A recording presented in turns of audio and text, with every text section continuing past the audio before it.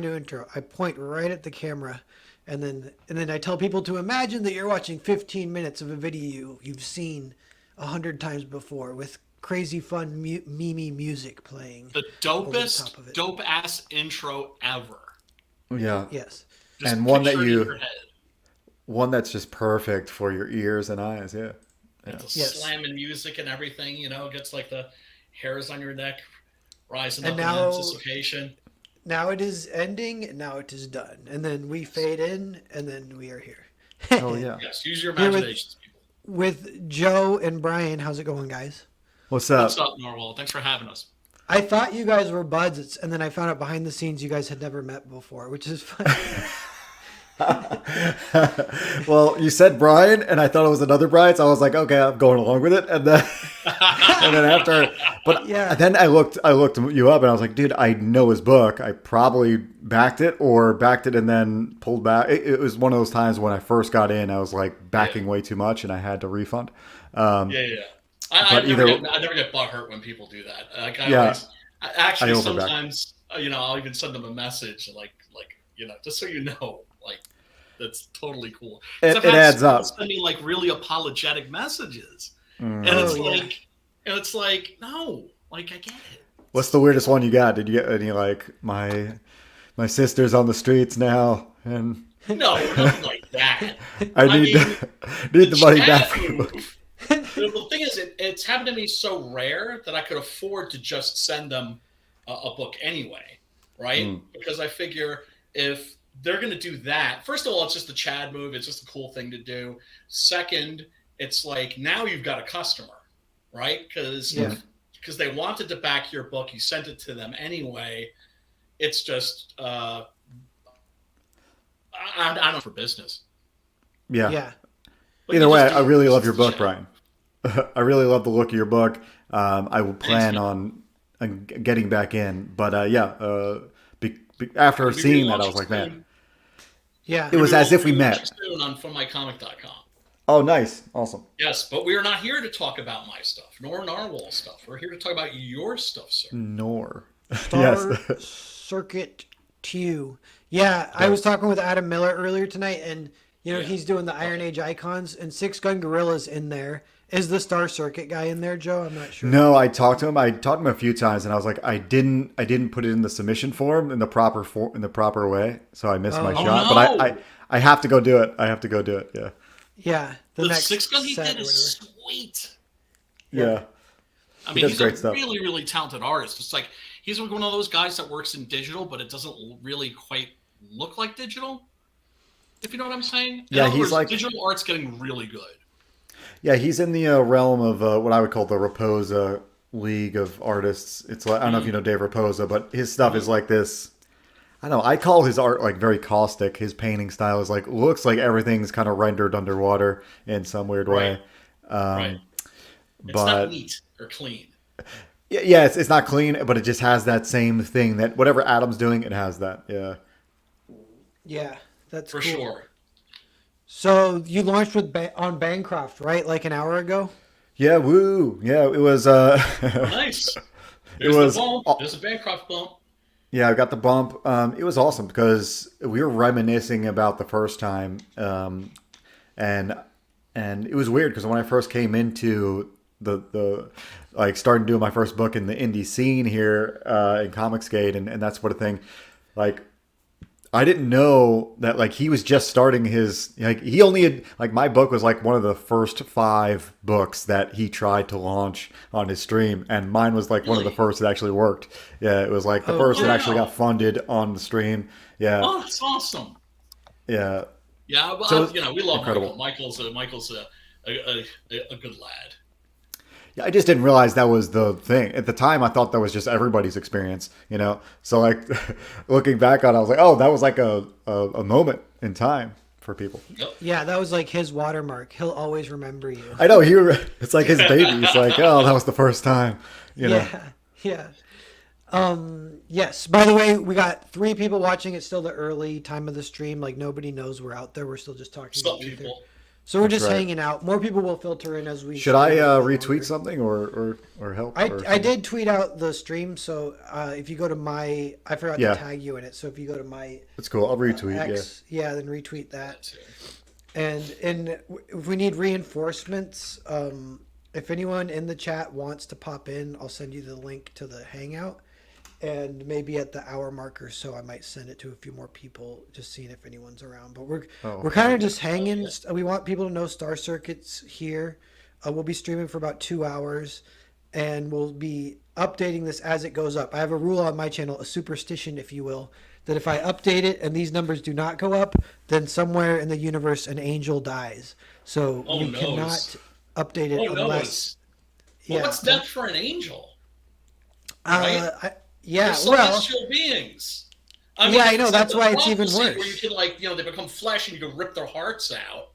Yeah. That's what but happened. Then they just go back up, presumably, right? Oh, you Yeah. think they just cycle? Well, that makes it. We'll say that feel not so bad if we accidentally do it. We'll be like, well, an angel turned to human, got his heart ripped out, and then ascended back to heaven and became an angel again. So it's Also, not what super if it's like an uncool angel, right? Because you're saying angel, you're not being very specific. There are all these different hosts. Yeah. And Okay, it was an uncool angel that time. I sometimes Okay. say it's puppies, though. Cool The that lore one. is not fully set in stone, so we really don't want it to be a Okay. puppy either. All right. Yeah. Sorry for being such a stickler about this shit. Yeah. I wrote this book for Preston SF8 on Nine Devils, and what was great was I had already done all of the research like 30 years ago, and so I just had to go back and freshen up, and on my like the rankings of the demons, like all that stuff. All of the, Is this the new book that he's doing now-ish that he's talking about? Or... no, the one he's talking about now is Hell Knight. And you wrote that too, right? Yeah. Cool. Basically, Preston was like, it was like this little short thing, just like a 1 or a 2 pager in the back of the first Doc Salem, and he was like, I think I want to do something serious with this, and I'm a big fan of like the old '70s horror comics, Jack Kirby's The Demon, Son of Satan, even though its costume was ridiculous. What were some of the other ones? I mean, there's a whole bunch, right? Well, of course, Werewolf by Night, Morbius, Little Vampire, all that shit. And so I decided I would kind of like try to make a comic in that mold, but also when you're writing for Preston, actually, really, when you're writing for almost any artist, what parts, what they like to draw, right? Oh, yeah. Especially if you've worked with them before. And this is like a tip I always give to like relative newbies. I don't know if you'd agree with me on this, Joe. Mhm. What you want to do is know your artist and really study their stuff, and you'll notice what they really love to draw, and then try to give them a lot of that Yeah, I'm kind of while maintaining your story. dude, I'm kind of the artist, so I usually don't have those issues, but I'm looking. Oh my god! Oh, I'm such Yeah. a fucking idiot, dude. I didn't realize. No. I thought you were just a writer for some stupid reason. No, hashtag not just a writer, but Oh damn it! Are you one of those dudes that can write and draw? I don't know if I can, but I do. Oh man! No. I'm so jealous of you guys. But it is kind of similar. It's like you draw it's like you write what you want to draw a lot of times. Yeah, it's one of those things where like I wouldn't have learned how to write without doing my own book. I don't think it would have like come to me. You know what I mean? I just don't think without the visuals. You know what I mean? So right. Oh yeah. That's cool. And then you can actually do your own art. I mean, I can't. I could do it like a mean stick figure, maybe, but I found it very early. I just didn't have like that capacity yeah. for it. Brian, how do you format your scripts? Do you do thumbnails ever, or do you just do like panel then? I do page and panel? full script style, panel by panel, but when I give it to the artist, I tell them to treat it Marvel style. That is to say, it's there. The structure is there if you want it, but if you think to yourself, oh shit, I should move this panel over to that page, or this should be blown into like a splash page, go ahead and do it, because like Preston said, This is always stuck with me that when you're making a comic book, you have two storytellers. Although since Joe is a machine, he can do both. Seriously, man, that's badass. In some way, it's cheating. In some ways, it's like like I thought about this in the beginning. I was like, dude, how do people really get good at this? Like, I know I'm just starting as like an artist writer, but those guys that have been doing it for a long time, like Frank Miller, like geniuses, you're just how do you get good? Like Yeah. at both By of these doing in it, that flow. by sitting down and doing the work, man.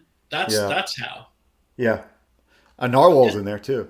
So And Narwhal's in there too. Yeah, Frank Miller calls himself a cartoonist, and I was like, Yeah. yeah, if you write and draw your own stuff, that's kind of what you are. You're like a cartoonist, kind of. Right. yeah, But then coloring, your stuff is that like Frank Miller doesn't even exactly do that. That's like another. That's There's true. I was thinking that the other day. I was like, does that put you in an even smaller group? But that's not exactly true because there's a bunch of European artists who do that too, including Yeah. like modern Marvel and DC artists and stuff. Yep. Well, remember, Frank Miller was one of the first guys that was studying foreign comics, right? All the ninja Yeah. stuff, he got that from Mhm. manga, specifically Lone Wolf and Cub, yeah. Oh, right? that's cool. He was one of those cats that would go to conventions and buy like big, thick, phone book-sized manga in Japanese that they couldn't read. Yeah. Dude. That's funny, actually, to me that he like goes to Japan and he's like, "I've got it! Something no one else has thought. We're gonna take influence from Japan." And they're like, "Really? How so?" He's like, "Hear me out, ninjas." Yup. Never forget, Teenage Mutant Ninja Turtles started as a satire of Frank Miller's Daredevil comics. Yeah, the hand. Yeah. There's even like when you see their origin, there's like that. It's basically the radioactive isotope that flies up and hits Matt Murdock in the eyes, goes into like a sewer grate, and then like that's where the turtles are, and they get mutated. Dude, Yeah. I was talking about this with my fiance yesterday. I was like, dude, I wish I could go back and just like be at the right point in time and the right age to like and in New York when all the TMNT stuff was blowing up. To me, that would be amazing. That's like fuck going back to like Einstein's time, or like that's what I want to go back to when TMT was growing because I wasn't there. Yeah. but yeah, Man. It was such a great time because it was the 80s indie boom, and a lot of people aren't going back and studying that stuff, but they really should, because that was when we had like, oh God, help me out here, boys. First Comics, which was my favorite, Eclipse, Malibu, Caliber. I mean, you've already gotten two over what I know. Yeah. There were like a billion. It was like the Wild West, and it was great because you went to like to your comic store, and you had your Marvel, and then you had your DC, and then you had your indie. Yeah. And it was just the Wild West, and you would just see everything looked different until, of course, you had a hit like TMNT, and then, you had like a billion ripoffs of that. Right. Yeah. But that was an incredible time. And I kind of feel like it would be like what we have now, if we could bring something like that back and then maintain it, right? That would be a good thing just for the state of American comics, because the state of American comics, as we know, is pretty dire right now. Yeah. It's like True. it is true. I've been wondering about how and if things improve or if they just continue to slowly die. What do they like? They say that with You can't stay investing, this way because forever. with investing, yeah, like it'll go down and then you'd be like, well, it's low, so I should just buy, right? And they're like, well, money doesn't actually work like that. Probability doesn't actually work like it could keep going all the way to zero. Yeah. So you never know when to Yeah. and I'm like, comics are kind of like that. I'm like, feels like rock bottom, very optimistic. And then I was saying that, and then the Ed Piskor situation happened, where he like murdered basically, and Rest in peace, Ed Piskor, man. yeah, and then I'm like, okay, so now this is now rock bottom, but Yeah. morale Yeah, has really. Yeah, morale kind of took a is, hit isn't there it? for a second though, for sure. But yeah, It kind of is, isn't it? I didn't even think of it that way. But when you've got just like Alex DeCampi is just allowed to just Do you realize that there's a thing in mainstream comics called the DeCampi clause in every contract? No, No, what's what? that? You guys didn't hear about this? This is No. true. Dude, I wish, Rupkoff, I wish I was making this up. This is not true. This is 100. I mean, this is not false. This is 100% true. Evidently, there is a clause in every comic book contract, right? Usually, it's like the guys have their lawyers kind of pencil it in, right? Mhm. And it stipulates, I will not be in a room with Alex DeCampi. I will not be on a panel with Alex DeCampi. I will not be staying at the same hotel as Alex DeCampi. She's been out to hurt people for a long time, and she's been hurting them for a long time, and she finally fucking killed somebody. Yeah. She's a fucking murderer. Dude, I didn't. That's like a real thing. That's like people actually write those clauses. That's nuts. But deserved. Yeah. Right. I mean, because the dudes are just like, the word got around. Watch your fucking back. And especially when you see people when bodies are falling, boom, boom, boom, boom, boom, boom, boom. Right? Scott Snyder skipped out just as they were about to cancel him. Yeah. Right? When the Whisper Network news broke, like that was on a Thursday, he quit on a Monday, the following Monday. Yeah. Right? Yeah. So it's literally cutthroat now. Yeah, skating by, pretty much he did. Oh God! What up? Yeah. What cool. So if things improve, which I'm sure they will in some form, if it mirrors the TNMT, it's like an inspirational hit is like part of it. Mm-hmm. Kind of the scene rejuvenating around that, and Bancroft tweeted about that the other day. Bancroft was like, yeah, he's like, there should be a goal to like do the new Watchmen almost, like, which is funny because in the early days a lot of people were saying don't say that, and I can kind of see that. Especially the thing though is now the indie scene, I mean, it's like if you kind of age it as like Comicsgate, it's like 5 or 6 years old, and that's kind of, it's like approaching a decade old. That's like 5 years of people working and improving. So at some point people are going to be getting better and better, and then it's like, well, maybe we should. Yeah, that's how I view it. Like, it's the biggest downfall for like anything that, like, any kind of threat of this kind of like cancel culture. Like, it's all the people that pretty much all those people that are woke and did all this crazy Whisper Network type of hiring and whatever. Like, that's not the downside. The downside is all the people that didn't get hired and that didn't earn the experience over the 5 years of the past decade. Like, the upside is that all those people went to indies like us, and like we're learning here, doing our own stuff. But yeah, you're right. I think at some point it's going to bubble over with somebody. But you're right. It's not a rule. Like, it might not necessarily be the case for a while. You never know. Yeah. Yeah, I mean, did I fly off the handle there for a second? But I can't. It's just like, I'm sorry. It's just like this incident. It really flipped my bitch switch, and a lot of people too, right? We felt that. That was seismic. That, Oh yeah, yeah. It's like shit suddenly got very, very real. Yeah, it went from just like internet things to It's like in a suicide note. He was like, "This is who killed me." Oh yeah. And these people are just like, "Oh, oops," like, wasn't me. Yeah. It's like whatever happens, it kind of has to work around that existing cancerous tumor beyond like woke, which is kind of a separate thing, and that sort of might run its course in a way. Which, knock on wood if you say that, but the cancel culture thing is a little bit different. It's a little bit more pernicious and crazy. But you know what? Yeah. A very useful tool for you if you're a freaking sociopath. Yeah. Yeah. Which is what these people are. They're sociopaths. Yeah, they're mentally ill people that they're like, they become the knife of the woke. It's almost like this like peninsula of the sect of people. That's the thing. They're not mentally ill exactly. They have a personality disorder, right? Okay. Mental illness. I worked in the mental health care field. It can be treated. Personality disorders can't. You're just kind of stuck with that, Yeah, if you're like right? borderline, they say like borderline Yeah. personalities, like there's no cure for that No, stuff. there isn't. Yeah. There isn't. Oh. They used to. I used to They're like, run you're a. just an asshole. Sorry. Yeah. For the rest of your life, yeah. Get ready to Yeah. not Seriously, there's no be cure cool for with being an anybody. asshole. Right. Yeah. That's a perfect example. Yeah. And these people have been allowed to just act with it. And they're crappy comics, and they keep failing up. I went to the comic book store, actually. This was the day, actually, on April 1st.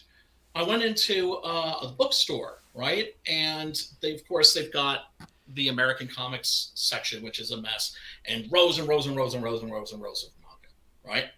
Yeah. Which is cool because at least people are reading comics. They're just not reading our comics, right? But at least they're engaging with the medium. That can only be a good thing. And it smacked me right in the face, like a Dracula book by Alex DeCampi. And I flip it over, and it's got endorsements by like Heather Antos and Gail Simone. Clear. And I'm just like, I wonder. I'm curious about that because there's another Dracula book right now by Kelly. Is it, what's his last name? You know what I'm talking about? oh yeah, Kelly Jones. Kelly Jones. Yeah. And the guy who did Grendel, Matt Wagner. I'm like, dude, that book sounds like Dream Team badass. That sounds awesome. Oh, has that started funding yet? I don't know. I'm definitely gonna back it though. Yeah, that. Oh my god. That is very exciting and fun. And I'm like, well, I wonder what that compares to the Alex DeCampi one. I wonder if the Alex DeCampi one's like woke or whatever, but who knows? Well, yeah. I remember the title now. Dracula, motherfucker. Oh yeah. Yeah. That's like that's a shtick. That's like the 2010s shtick was like that kind of thing. I don't know. And it's a lot of lamp shading, a lot of it's another one that's a lot of verses titles like blah blah blah versus blah blah blah blah blah, kind of winking like, isn't this a fun thing you've never seen before? Right. Yeah. It's just not fun, but not. Check this is. I want to show you guys this. So Yo is that Student of God because he's laughing? I don't know, but I don't nice know, icon there. Yeah. So this icon, this is made by AI. And only AI can do this, as far as I know. This is like one of the rare things that AI can do that only AI can do that is like kind of fun, where it can make these photographs that totally look like another thing than they actually are. And it's I saw one and it was soldiers in the Middle East, and if you keep staring at it, it ends up being George Bush getting whispered to while he's reading the children's book to the kids or whatever. I saw one was like some girls eating corn dogs, and then if you squint your eyes, it looks like Jesus or something. I'd have to blow up the screen, and only now do I know what you're talking about. Yeah. It is funny. That's a little bit of a segue to cyberpunk, so Joe, your book, here, let me throw it up again. Your book is a cyberpunk book, right? Yeah, it's somewhere between cyberpunk and sci-fi, because I pretty much dive into a little bit of that grimy cyberpunk that's really popular. Ever since, obviously like Akira and Blade Runner, the things that made cyberpunk popular. I only delve into that grittiness a little bit. The rest of it's very kind of bright and sci-fi, more or less science fiction. Cool. So, it's like on Earth though. I guess it's not like spaceships. No, it is. You just don't know. I just never mention it, but it is in a space colony. You just don't know. Oh. I literally never mention it. Yeah. Nice. Cool. Yeah. So that's fun though. Like I feel like this type of science fiction with that kind of cyberpunk little edge to it is people are nostalgic for it, partly because of real AI happening and kind of sucking. So people are like nostalgic for fake AI. We're like, the days when computers were just evil, and we go back to that where they want to crush toasters, want to crush you or whatever. And speaking of like progression of technology, I recently quit my job to like do full-time comics and stuff. one of the reasons was like, man, I need to finish this stuff. I need to finish this book before like androids actually are a thing in the real world. And like what I've written is like outdated. It's like Yeah, you're like actually racing time. You know, I feel another race of time. Your boy Zach talked about this on his video today, but it's like there at some point it might literally be that AI can make comics like that are actually good, and then it's like fuck. I want to get Damn my it. books out before then too, kind of. yeah, It's it's that almost look. like I'm sorry. Like everybody is taking the AI thing way too seriously. I don't think that AI art can ever create something with a heart and soul that a mm, real flesh and blood artist can. Yeah. What up, Quaff? co-ops here. Well, Hey, maybe I'm just being a how's romantic here. I don't know. Are Quaff and Joe, are you guys good friends? Because I feel like you guys are. Yeah, we Nice. are. yeah, Yeah, we go long we way go back. Yeah. yeah, we go way back. I remember I was doing some kind of like sci-fi bike space bike book, and so I followed you because I was studying your the way you draw your bikes, man. Oh hell yeah! I Nice. Yeah. from back in the day, dude. It's dude. I did a piece for you like 6 months ago. I did a Shotgun Samurai piece, which was fun. Yeah, Um, that was great. I'm still figuring out what to do with that, but I that's love it. awesome, I dude. just I got did it too. because I just wanted your work. I was like, dude, you're open. I need something from you. So That's incredible that you commissioned me. Yeah, I was going to bring up when Brian brings up like, oh, I don't think AI is going to be that bad. What I think it's going to be more like is there's going to be this thing where you know how like rich people just go to fancy restaurants and drink expensive wine for no reason. It's going to be kind of like that. Like there's always going to be a place for human shit. You know what I mean? Like there's like at some point you're just going to be buying all like purely human made stuff and somebody's going to buy it just because it's purely human made at some Yeah. point Wow, you're that's an gonna interesting. yeah you're Yeah. going That's to an claim you're going to interesting be point of like view. yo no AI no AI at all has touched this and people are going to be amazed. You're going to be like oh shit. Oh yeah, that's probably true. Yeah, like even in Blade Runner in the book, they have like animals, and if they're real animals, they're like super expensive, and then but Yep. you can get like Yeah, fake animals real easily, and they're cheap. yeah, it's the same thing with like restaurants in the future. It's going to be like oh if you know the poor people eat the robot made food and the rich people buy chef food. You know what I mean? Human yeah, Right, I made mean, food. right, like, is fast food really any different from robot food anyway? So we're pretty much right. there. Yeah, Yeah, true. Yeah, that's a good yeah. point. One of my buddies, he's like, there's two kinds of food. There's food made by scientists, and there's food made by cooks. And he's like, fast food is food made by scientists. And I was like, That's that's hilarious. funny. That makes sense. Yeah. Yeah. But yeah, I think it's even going to be like with restaurants though. Like there's going to be like Michelin star robot restaurants and Michelin star human restaurants. It's really Yeah. hilarious. Yeah. Then we get some. I guess we all get the access to the 5-star experience, but it's just not the human touch. Yeah, exactly. It's just gonna be funny because like you're still gonna be looked down upon because you're going to like the robot restaurant. Yeah. What if they? Yeah. What if they like to give it the human heart? Because Brian, possibly rightfully claims robots can never do that. So then they have like one human in the restaurant to give it heart, quote unquote, and Yeah. he has to do like a meme sprinkling at the end Yeah, as he like sprinkles the chives. yeah. He puts the chives on the plate. He decorates the plate with chives. And, people are like, and then the That's all he robots are does. like jealous of him. They're like, I want to decorate the plate. I can give it heart. And then they try to But decorate it. dude, I wouldn't just like there's the what's the woke score that they give where what's the score that they give companies that if they're woke enough. Yeah. Oh, well, What is the it? Something ah, like it's on the that. tip of my tongue. It's like GREs or whatever. The Yeah, ESG, yeah. right? Yes, ESG. Yes.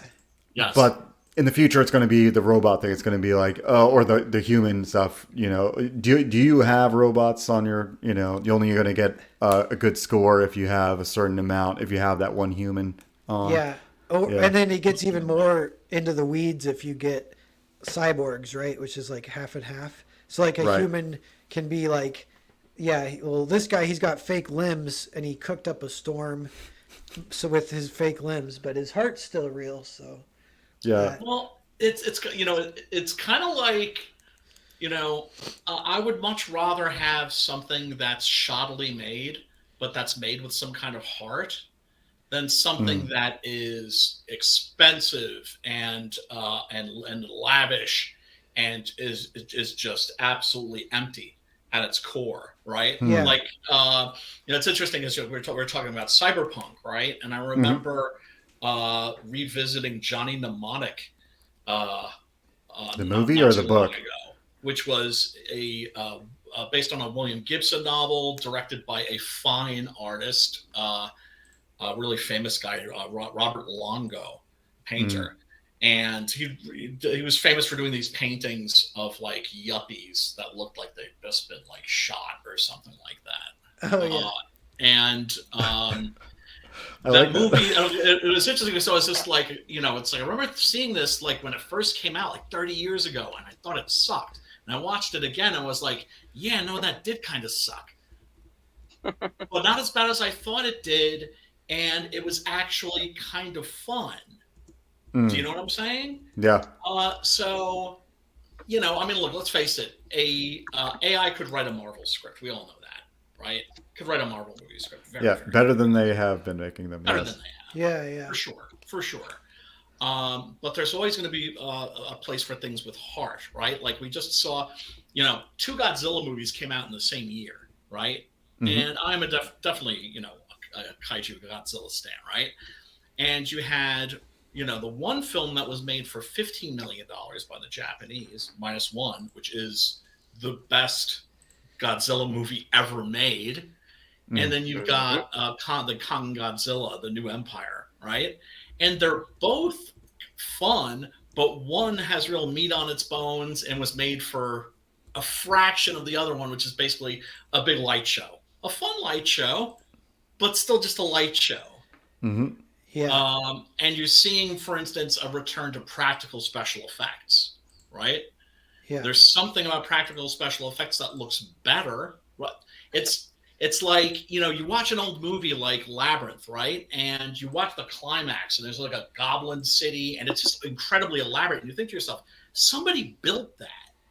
Yeah. They had to build all of that by hand. Yeah. That would all be CGI now. Yeah. Yeah, it's Yeah, that. it and- took us yeah. 30 years or whatever to learn that lesson is annoying, but I guess you kind of whatever. They have to like push forward. They're all excited about the new technology, then they kind of take it for granted, and then it finally, once they've like digested it, they can cast it away and go back to what's actually good, or with a little mix even or whatever. But Right. And I mean, a lot of people, when digital art first became a thing, were very suspicious, I think, of it. And now it's just, we look at it and it's just another tool. yeah, What's the other Jim Henson thing? That I think Netflix made a sequel How about Dark of Crystal? Dark Crystal. Dude, the behind the scenes of that show, making that show is better than the show. I think it's incredible. It's like Right? it's Oh, like just watching these it's people make beautiful. these puppets and shit. Yeah. nice. Yeah, it's I'll watch beautiful. that. Yeah. Yeah. Hey, And so that sort of thing is always, for at least for me, is always going to be immensely more watchable than even the stuff that's on the good side, right? We're still just like, yeah, I enjoyed like the the Kong Godzilla movie, but still just a light show at the end of the day. yeah. Mm-hmm. Real quick, I got a hot tip that I think there's at least one backer coming in. So Hot that tip. we can update it. We will update it at 40 minutes being live, so in 7 minutes. So in that 7 minutes, if anyone else wants to back, so we can see the numbers go up even higher. That would be great. You know why? Because also, we don't want any angels to die. Oh, no. shit. You know. I forgot about that. Back to the Angels. Yeah, we have to be very careful about when we update it to see if the numbers go up.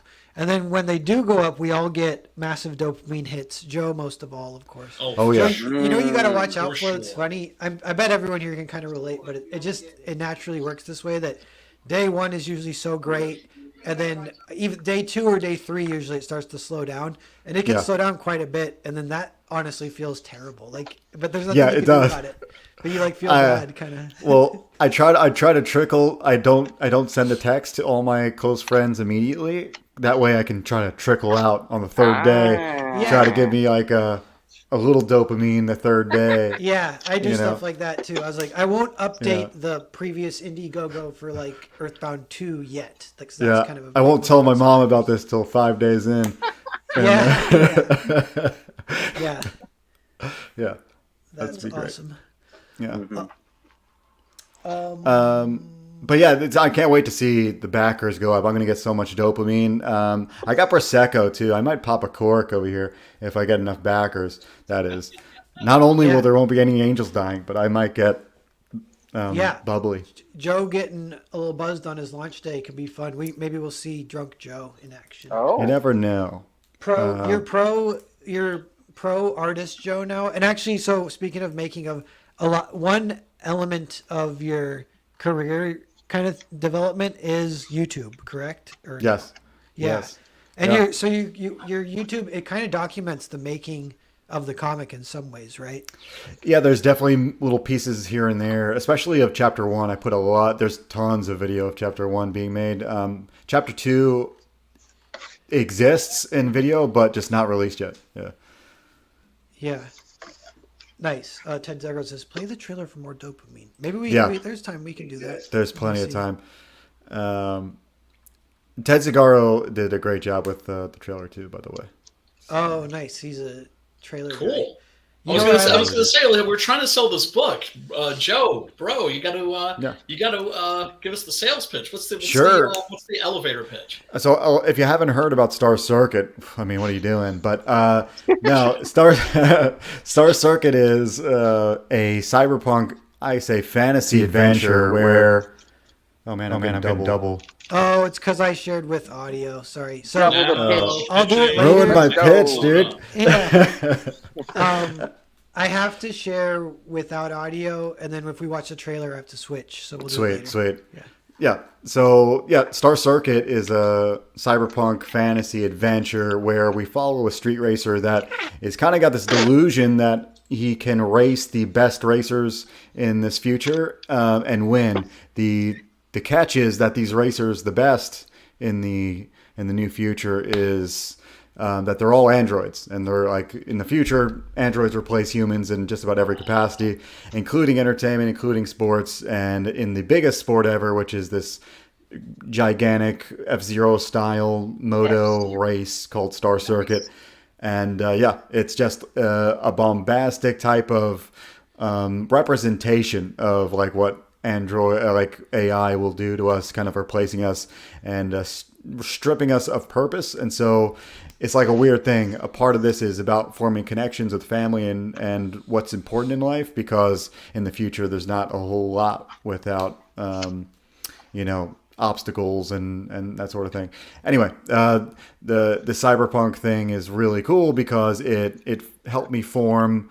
It's a unique genre because just the nature of the grittiness of the future. Like it's dystopian in some ways, and in some ways it's kind of bright and cool looking, neon like. Yeah.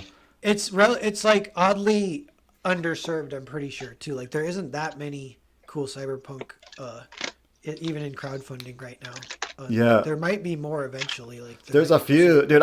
I saw a couple cool ones. I see Sherry's. I told her I need to remind myself of this, but yeah, I called this chapter synchronicity for a reason. There's also another word called synchrony, and I think that's a more scientific term. But synchronicity is pretty much when things happen at the same time, or when things speed up, and it's almost when they describe when someone reaches the same speed of orbit around a planet. So if you go up and try to reach the orbit of the moon and to sync up with Earth, that's when they would call it synchrony. So synchronicity is kind of this thing where you're reaching the same speed as another object. So that kind of cues you into a few things that happen in the book, but it also is because in this book, the main character syncs up with a digital kind of ghost, and it really is the catalyst to the whole story. Oh, that sounds cool. So how many parts? This is part 2, chapter 2. How many total? So total, depending on how bulky I make them. This one is a 72 page book, probably a 80 page book in total, with all the filler, but 72 pages of story. So if I keep doing that, it'll probably be like 6 to 8, probably lean into 6 because I'm just going to probably make bigger and bigger books, not that I need to, but I just tend to, I don't know. I tend to like expand on the moments that I really think deserve it, and that just really thickens up. That's the cool. book. That's funny. Yeah. That's like being your own writer, your own artist. And so let me ask you this: like, what is your process of scripting? Do you script, or do you just go straight to like thumbnails, or how do you do it? I kind of go backwards, yeah. So I start with visuals, I thumbnail, and I figure out a lot of the visuals, and not extensively. I rough out like what I think is a cool scene, and then the next scene, and I at the same time make a bunch of index cards of each scene, and on those index cards, it's the save the cat method. I don't know if you know that method, but I don't like everything that's in that book. But what I do like is the index card method. It pretty much on one end of the index card you put the emotional change that happens in the scene. That's all that matters really. So it's just like on one side it's like character is sad. On the other side of the scene, the character is happy, and that's the change that happens character-wise. And so you put, and that's the only reason why I like the index card. So I do that plus the sketches, and after I do the drawings, I come back and write the script. Oh, okay, cool, nice. And then, so is it the kind of thing it's stewing in your head quite a bit too before you even hit the? Yeah, there's a ton of that. I mean, the whole thing's outlined, but I kind of like keep it very vague, and I keep it up pretty loose where I can make changes. But I'm a theme writer. I kind of like I call in a lot of ways it's subtractive rather than additive, or no, the other way around, additive instead of subtractive. It's kind of like I know what I want, and I just won't add anything if it doesn't fit, instead of like throwing everything at the wall and then removing. So like I know if it fits my theme of connections and like finding purpose. So if it doesn't fit that mold, I just don't add a scene that doesn't go along with that that goal. Yeah, that's cool. Yeah. Let's update this. Let's see. So first off, I'm not even sure if it's going to go up. So we're risking. Oh, it's gonna the life go of up. an angel. Oh, dude, So let's get an angel here. Yeah, Let's everyone go. get real nervous for a Yeah, second. no, it's gonna- It I makes the promise it's dopamine gonna even go up. better if you get super nervous right before. We're going to be held in suspense while we wait to see whether or not it goes up. Oh my God! It went up quite a Whoa, bit. 2 backers, that. baby. Yeah, that's great. Well, That's dude, the talking dopamine. about. Dude, that hit me. $15 for what? That hit me You with said the like dopamine. about like 70 something pages. 72. That's amazing. Yeah. So No, I couldn't say no to that. Yeah, 72 page sequel. So the first one was only 30. So like if you get the bundle, there's a featured bundle for 1 and 2, and if you get that, you're getting over 100 pages with this shipment. So like when you get fulfilled, cool. that's a nice good chunk of story. And the best part of chapter 2, dude, it's like I'm a newish artist writer type of combo, and figuring out pacing, especially with my own art.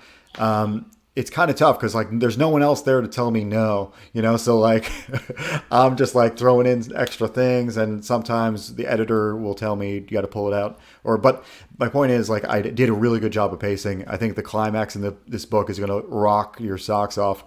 It's going to be great.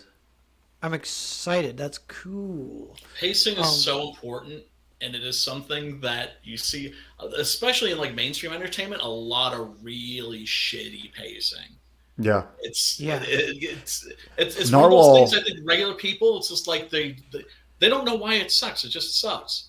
But even some of the stuff that's good, I can't think of like, for instance, a film that's come out in the last like 10 years that couldn't have lost maybe 10, 15 minutes, sometimes like a half an hour or something. Yeah, sometimes like, and it's usually and it's always like really hard to make those cuts, but somebody's got to make them. And you said it right Yes. one time in one of your videos, Narwhal. You're like, it should be this like really slow, almost dead crawl opening, and then up gradually, and then almost like a point of no return kind of cliff where you're like, there's no way for this to end, but the ending that's prescribed. You know what I mean? I think part of it is like the metaphor of acceleration versus.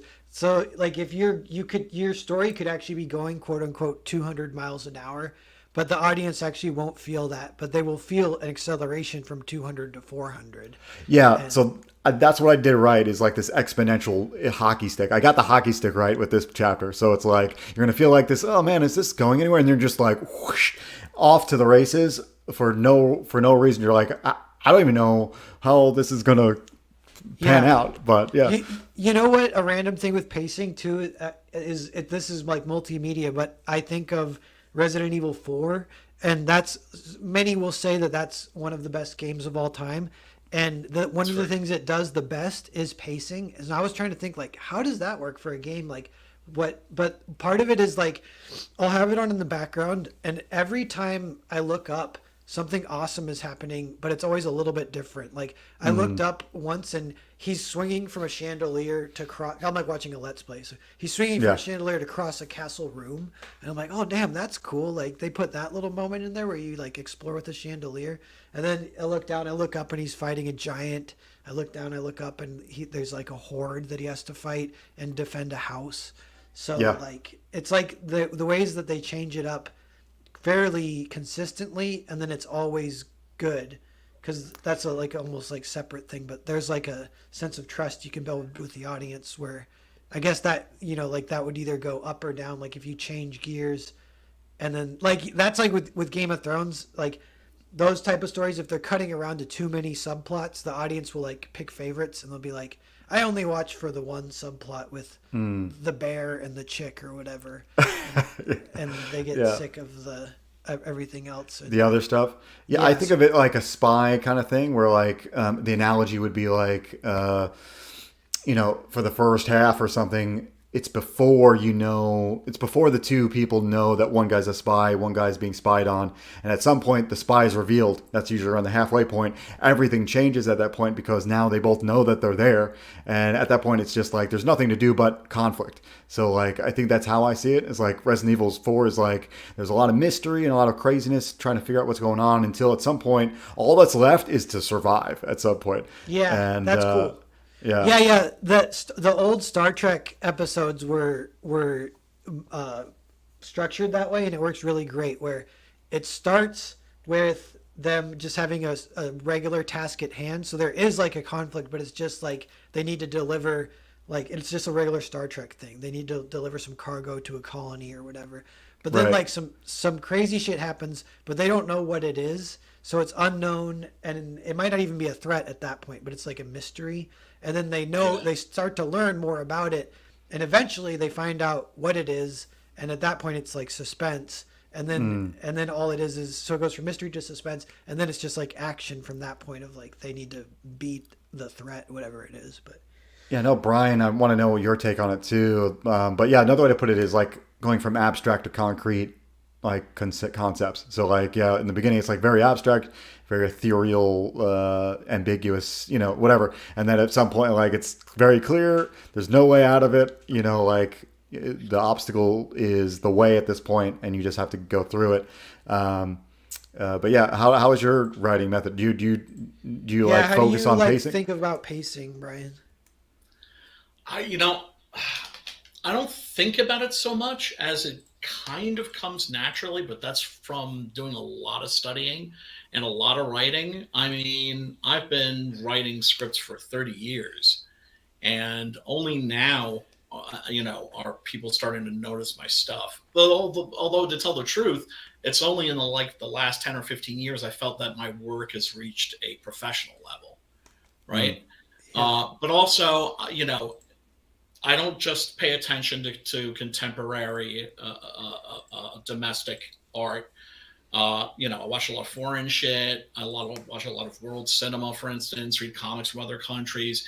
And the thing is, it's just like, these art forms, they go back like 100 years. Yeah. And, when people, that's where in other words, it's like when I went to college, I studied my Shakespeare, I studied my Dickens, learned a lot from them. Reading the classics really helped me a lot. Yeah. Some of the classics are classics just because of their historical significance, like Robinson Crusoe, right? A Crusoe is a novel. It's just dreadful, right? Yeah. But then you read stuff by Alexander Dumas, Victor Hugo, these other cats, a lot of Edgar Rice Burroughs, Robert E. Howard. Those guys knew how to keep a story moving, Yeah. right? Yeah. And Do you like Orson Welles? Do you like Welles stuff? well, yeah, although I criminally overrated, I Yeah. think. I don't know about. Um, I don't know where I put I myself love the in. fact. I love the fact that I don't know if you guys heard the news. Citizen Kane is no longer the greatest film ever made. What is it now? Vertigo by Hitchcock, Hitchcock. which I do think is a superior film. Yeah. Is I- that the AFI list or something? Or? Yeah, something like that. I mean, look, I don't believe that there's any such thing as high art or low art. There's just art, right? Yeah. And so it's just like I love my classics. I also love my pulp shit, Yeah. right? Yeah. There's you can enjoy them both at the same time, but they bring different things to the table. And yeah, I mean, it also depends on the story, what the story needs, right? You have some stories that are slow burns, and a lot of people can't stand that because they think it's boring, right? And of course, that is a danger, right? The worst thing you could do is bore people, right? Yeah. The worst reaction that anybody can have to your work is nothing. If you just kind of find out what the proper momentum is, right? Like, for instance, for me, it was like, how long am I gonna like have the hero get his ass kicked? And I remember in the second issue, I was gonna do the third issue, and I was just gonna have him just basically still taking a pounding, so that the villains are just kicking ass and kicking ass and kicking ass and kicking ass and kicking ass. So when he finally gets up, it hits that much harder. But I remember seeing a comment from a reader that said, "You know what? I loved issue 2, but by issue 3, we need to see some vengeance." And I was like, you know what? He's right. Yeah, that seems like that's be a part of pacing, right? As well. Oh, so much. Yeah. And I mean, it's like you listen to your critics, right? And if you keep hearing the same thing, for instance, that's going to be an indication that they're right. And I just thought, because we write for ourselves, we create for ourselves, right? That's how you make the best art, is by making it for yourself. But I was thinking, well, what if I was the reader? I'd be thinking the same exact thing that guy's thinking. Yeah. Right? You have to take your own advice at some point. Dude, I think there's like a really... Yeah, for sure. I think... yeah, go for it. I don't want to interrupt. Oh, no, go ahead. I was just going to say, yeah, that like you brought up all the cool different like reading back, like because you said the art forms go far way back, and so it brings up this idea of like good taste and bad taste, and I think the only difference really is just exposure. So like I do think some people are born with just a better knack for what is good, what's bad, just in general. But I think everybody, it's a skill almost. It's like a thing that you can level up by exposure. Like the more you read, the more obviously not everybody has the same capacity to like read Shakespeare and stuff. But the more you read, you need to. You think? I don't know. There's sit down and study it. There are some pretty good Shakespeare movies. Once you get a little bit of the language, right? Right. And it's mainly about like a dozen words, right? I mean, people forget how much of Shakespeare is in our everyday language, right? It is true. It is true, but like part of the fun with Shakespeare is just the phrasing and like like putting it into this like like flow and rhythm, and that's kind of the fun of it. Otherwise, like, why don't you just say a normal sentence, bro? And well, it's not like opera where people walk onto the stage and say hello for like fucking 10 minutes. Yeah, that's one of it. But yeah, I want to know. Yeah, like the things that have brought the most taste are usually the things that like I don't know, like you've been holding off on, like, for a long time I held off on Lone Wolf and Cub. I don't know why. I just like was like, oh, maybe I'll rather get Vagabond instead, but which is almost the same kind of feel. But things like that, like for me, opened up a lot of, you know, just my eyes to certain things. But going farther back is better, you know. Oh yeah. Yeah, because everything's Yeah. in cycles. You don't realize how everything's in cycles. Yeah. You And know also what's looking kind of across funny the too? pond, right? Also looking at other countries. For instance, Americans have discovered manga and anime, and that's fantastic, right? It should have happened decades before. Yeah. But tried, now, as a culture, we need to discover French comics because Yeah. I don't think that the model going forward is to imitate the Japanese. I actually think that the way forward is to imitate the French Oh with yeah. their formats and everything. Because fact of the matter is, if we just pander to the manga audience, they're not going to want our shit because it's American. One of the reasons Yeah. they love manga is because it's Japanese. Now, that's not to say you can't do something maybe in a manga style, right? You're going to see that influence in a lot of people's work. You even see it in the French, right? Yeah. Um, but yeah, no, I don't know. I just I'm actually kind of optimistic about what the future is going to bring because we have finally hit bottom for sure, as in in terms of the medium in this country. Yeah. So there's nowhere to go but up, and that's not going to come from the top. That's going to come from the bottom. That's going to be us. Yeah.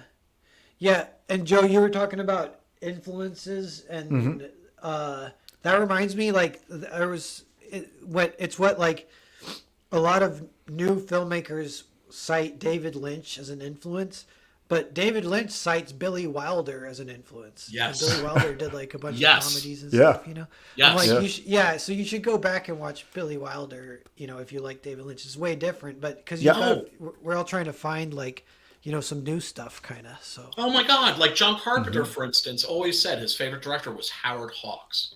Right? Yeah. How many people are familiar with Howard Hawks' work?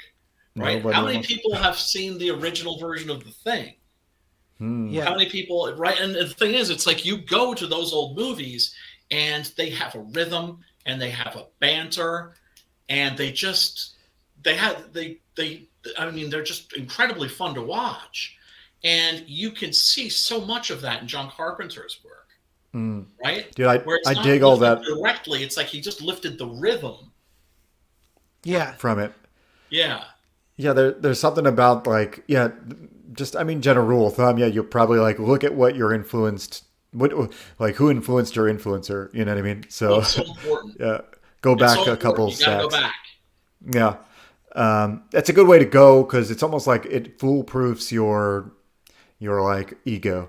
You know, because like you're attached to a lot of times you're attached to the artist as well as like their art, and so by going back to like their influences, like it removes the person, you know, like the connection that way. Yeah. And we But do that- kind of naturally take it in the historical context a little bit. Like you can feel some of the excitement if you watch something and people are like, well, nowadays all this is all cliches, but this was the first time that a lot of this stuff was done. It's actually kind of easy to watch it and be like, nice, rather than feeling it as cliches or whatever. Right. Yeah. Yeah. Yeah, And like even like Night of the so Living many Dead or people- something. Yeah. Right. It's like a lot of people go back as far, like with the Indestructible Killer, they go back as far as like the Terminator, right? Or Halloween, The Shape. But then it's like you go further back and you've got Westworld, right? Yeah. Yeah. And the Gunslinger, Yeah. right? Yeah. So it's like it's like the lineage of the unkillable killer. You know what's kind of like that It almost just is keeps that coming at you. it's actually there's one movie they make you watch in like film school, I think, and a lot of people it might be an influence of the influencer type movie, but it's called Night of the Hunter. Have you guys heard of that one? No. Oh my God, it's a classic. Amazing. I haven't watched it. By Charles Laughlin. Yeah, it's a good one. It's Yeah? it's kind Okay. of like weirdly modern in some ways. Like it's I'll write it down. Night of the Hunter. His Yeah. only film too. Yeah, it's the one and only movie directed by Yeah. Charles Lawton, who played. Excuse me. He played Captain Bligh in the Mutiny on the Bounty. and also Quasimodo in the Hunchback of Notre Dame. And Dr. Moreau in the Island of Lost Souls. Oh, cool. Really great character actor. And that's the one movie he directed, and it's a horror movie. And it's so good. Nice. It's nuts. Yes, about a murderous preacher that is stalking these two children across the land, so he can find them and kill them. I'm sure you guys know this. Then, like, who's Hitchcock's influenced by, or his influence? Well, so I know That's some a of good that. question. Fritz Lang, Yeah. maybe?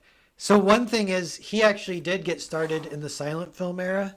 Yeah. And that is one like oddly cool thing about his work. I think he learned all the visual storytelling first, and then like dialogue was the cherry on top or whatever. So a lot of his movies, I think sometimes they might even call it like formalism, when it's like the tools of the trade of regular old suspense. But he like maybe almost like invented some of those.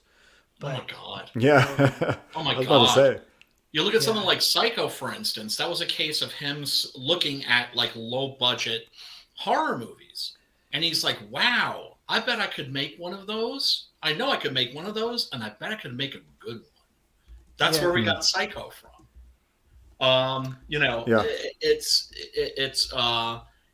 You learn a lot from studying the masters, and Hitchcock was one of the masters. Yeah, dude. Was it like Rear Window, dude? Rear Window is great. Rope is really good. The Birds. I mean, so many. A lot of pictures, right? Vertigo, I still think the best. It bombed both with critics and audiences when it first came out. Bombed. That's kind of interesting. Yeah. Now it's the greatest movie ever made. 1982. John Carpenter's The Thing. Ridley Scott's Blade Runner. Bombed. Yeah. Bombed with critics, bombed with audiences, bombed. Yeah. Same thing with Fight Club. Fight Club, same way. Miracle on, no, not the Miracle on 34th Street. The Frank Capra movie. It's a Wonderful Life. Yeah, that too. Yeah, totally failed. So it shows you, don't be afraid to fail. Yeah. Well, another anecdote like that I remember hearing that was interesting. It was that when Quentin Tarantino made Pulp Fiction, he had showed it to his friends and none of them liked it. And then he was really depressed. And he's like, I can't even make a real movie. That's what he was saying. He's like, it's just like a weird Tarantino. Like, it's just like this weird thing it's not even a real movie. And then they released it publicly and everyone loved it. And then everyone changed their minds. All his friends, they're like, oh, it actually is good. Sorry. We didn't. We thought it was weird, but it's awesome. Dude. I think of him. That's hilarious. I don't think of Tarantino. I would never call him a no talent, but I always think of him as a collage artist, right? His movies are made up of other people's movies, stitched together like bits and pieces from other films. Yeah. That's he's often accused. But he's kind of like fearless in a way too. So I respect him for like this like fearless like his thing. It's like I'm going to do it this way. Like I know it's like not all. Yeah, well, that's because he has the carte blanche, right? He's operating by a different set of rules. Certain directors are allowed to operate by different sets of rules. Steven Spielberg, for instance, made R-rated movie after R-rated movie after R-rated movie. They all got PG ratings. Oh yeah, in the 80s. That's hilarious. Real quick, I am gonna share with audio, so if we talk during this period, it will echo. It's not like we'll die or anything. Oh, cool. Okay. No, I can like make baseball jokes, even though so I'm gonna give a share. rat's ass about baseball. Yeah, and is it echoing? I don't know. And then we will play this. Welcome to Colony A.2.1. Here, a vast network connects the minds of each member of the populace, delivering endless entertainment. Augmentally custom made for each individual member free of charge. It's the cornerstone of modern life, a perfect system. That was until a street racer named Atlas Metric caused the glitch in this flawless system. It went undetected by the system admins, but now has the attention of a nefarious power who will do whatever it takes to retrieve the cause of the glitch. Atlas.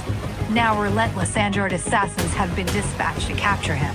In order to escape this threat, he will need to overcome the impossible with the glitch in tow. But hey, impossible is just something losers say when they've given up, right?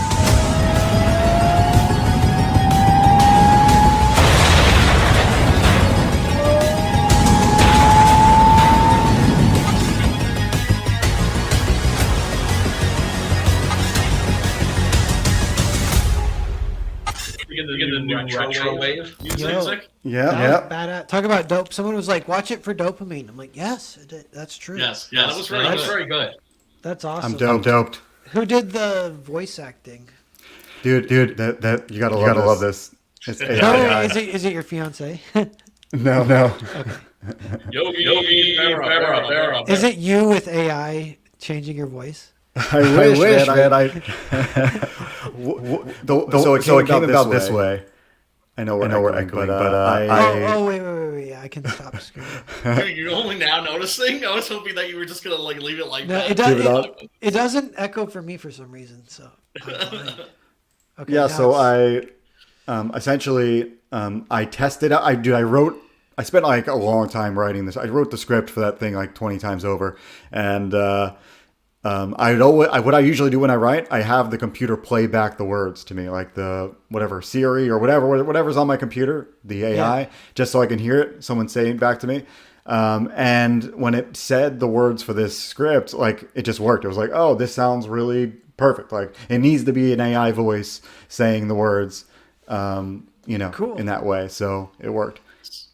That's awesome. It's super important to hear your dialogue.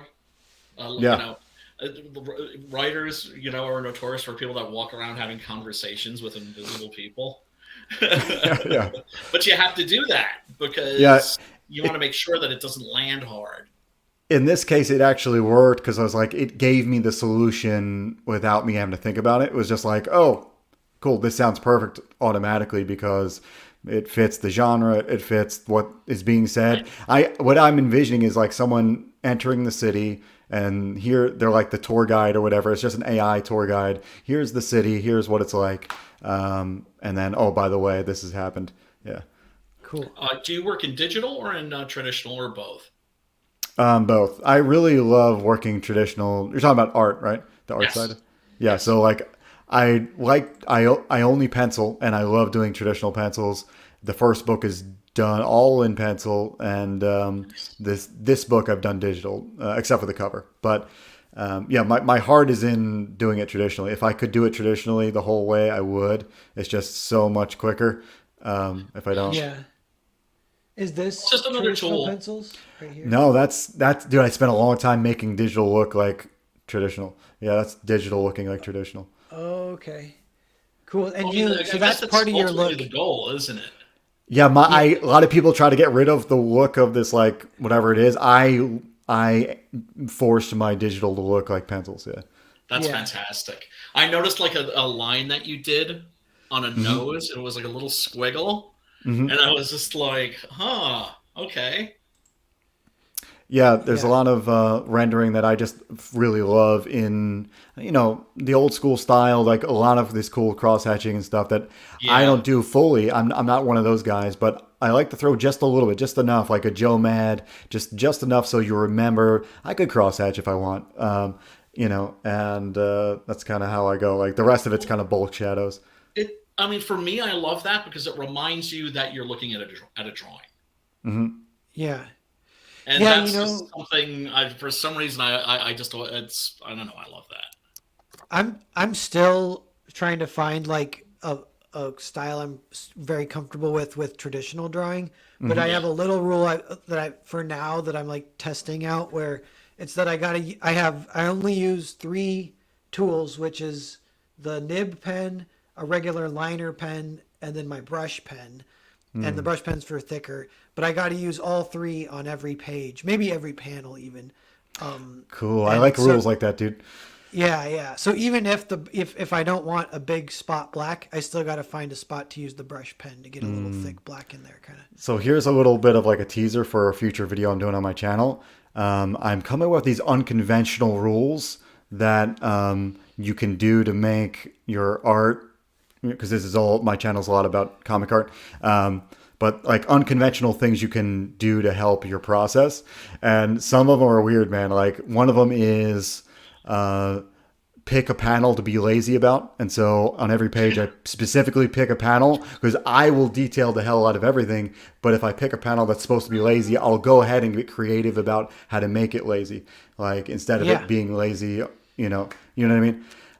Maybe that just works for me. But another one is like, I take reference pictures of everything, even if I don't use them. So like if I take a picture of the reference, it's just in my brain. I have to pose something or my body or something, and it just cues things in my brain. With the lazy panel, one related to that I'll do sometimes, but it is maybe like limited, I guess, but it's, if you're feeling a little more lazy, you can make it like long angle perspective where it's just super flat, like a zoom angle or whatever. Yeah. Like if like isometric even or whatever. So if it's like a top down, like video game camera angle of isometric, like where it's like a lot easier to draw. Sometimes you can kind of bust it out. Whereas if you're doing like how our eyes see like a regular crazy world, then you're like trying to freaking figure out the grids and everything. Yeah. I like rules like that because it forces you to like, it forces you to stay consistent. And at the same time, you get creative with whatever you're trying to do. You know, I find that like if with the panel I pick that's lazy is not always like it's really easy to pick a close up to be lazy on, or maybe like a flat panel like you're talking, or a silhouetted panel, but try to pick like a really standard panel and get lazy with that one and see how you can do it. I think one time I used like a curtain or something to blur everything out, or I use like just you get creative about how to get lazy with like traditional type of panels. I like that. And then the creativity that comes up, it won't necessarily be the worst panel on the page at all. It can be in some ways it becomes the best because like you intentionally did something different. Yeah, you know, the way you're structuring your YouTube is like it's forcing you to think about these things. Speaking of, because we talked a little bit about how we improve or whatever, and that is almost one of maybe like the best way to improve is to like kind of like fake being a teacher almost, because that will like force you to like learn your own shit kind of. Oh yeah, dude. I don't know if everybody knows, but I wrote for, Clayton Barden, who has the howtodraw.comics.net. A long time ago, I started doing tutorials over there, and it's like, I probably already said this a million times, but I did tutorials over there half the time not knowing necessarily all the things I should know to like teach. But it just really was for me. It was like good as much as I know, but I really nailed down what I knew, Yeah. Creative block is like that, the YouTube show I do, which is tomorrow night and Jake's hosting. But that's like just doing the presentation. You have to talk about something. It makes it retain way harder. And you can kind of like take it like into your work a little more deliberately or whatever. Yeah, that's incredible. Yeah, I love little things like that. So when I'm making a YouTube channel, I think there's actually YouTube videos I've been looking around and seeing that saying what you're saying, pretty much like, here's why everyone should have a YouTube channel, which is pretty much to like figure out what you like, what you don't like, what you're good at, and more so like to hone like what you already are good at, Yeah, and we talked a little bit in DMs about like one of the ways to improve. It's based on your own like regard of your own work, which is also based on taste. But there's like a funny little, like Michael Bancroft has talked about that a little bit, where like there's sort of a curve where the more you know, there's a point where you kind of get more and more humble in a way when you're younger, and that they will say Dunning-Kruger too, but it's either that or it's a little bit different. But I heard someone today on Twitter, they're like, me as a 1-year pixel artist, circles are hard. Me as a 3-year pixel artist, circles are really easy. Me as a 7-year pixel artist, circles are hard. And I was like, it's the dimwit meme. Yeah. It's like you get, the more you know, the more you actually, and this is a little separate thing. Like you actually use this terminology, how like, like when you're learning stuff, it actually changes what you see almost. Because we have like literal blind spots kind of when we're looking at art or reading stories or whatever. Like even with, when you read the Percival little preview that I put out, you Yeah. mentioned that it thematically tied in, that their banter was actually tied to the theme of the Yeah. main point. And I just realized like that's something that you're on that kick right now, Yeah. real hard, you know. And I didn't even necessarily notice that, but now that you mentioned it, I'm like, I do try to do that. So it is like something that you can see, but if you're just starting out, that kind of stuff is definitely a blind spot, and you can't even see it or appreciate it in other work, let Yeah. alone put it in your own. But as you Yeah, learn these, we're all like computer CPUs, and we only have, you know, at certain times in your growth and your journey, you're like at certain times you're putting all your effort into certain things, and especially in the beginning, you got to put all your effort into just like making something that looks okay. But eventually, you start doing, you know, making stuff that looks okay and has good design. You know, looks okay, has good design, and fits the story better. And just like you start tacking more and more on, and then eventually, when you look back on making things look okay, it's a totally different perspective. Like you see it totally differently than when you originally started. But yeah, you're right. There's like this, there's like the valley. You're like, oh, this peak, and then this giant valley of like when you see everything is shit. yeah, Yeah, yeah, Julius part is of what keeps us awesome. going. I think ignorance keeps us going when we're young. Like in my case, I remember that like being like, and even with, I guess there would be like what, yeah, it's like you'd write something or something, and you're like, pat yourself on the back, and then you read it 3 months later, and you're like, oh, that was crap. But Oh yeah. it's not like you stop. I stopped once in my 20s, and it was because of oh, it was funny. It was because of The Usual Suspects. I saw that movie, and I was like, I'll never be able to write a twist that crazy. Like, I'm just not smart enough. I need to give Oh, up. dude. And I gave up for like a year, and then I just kind of started writing again. Didn't care. Yeah, I think everybody has those moments. I forget what mine are. There's been a couple where just like, fuck man, I'm never gonna get as good as Roquefort's art or something, you know, like, or you know, whatever it is, you know, because he's really good, and if you really want to aim for his style, like he is like top tier. But my point is, with just like thinking about like where like what you're trying to do at a certain time, for a lot of different people's, I guess, journeys, like for me making the book Star Circuit, there's I feel like the way I view the book in the beginning is totally different than now, and so it's almost like this time travel thing in my mind that I'm doing.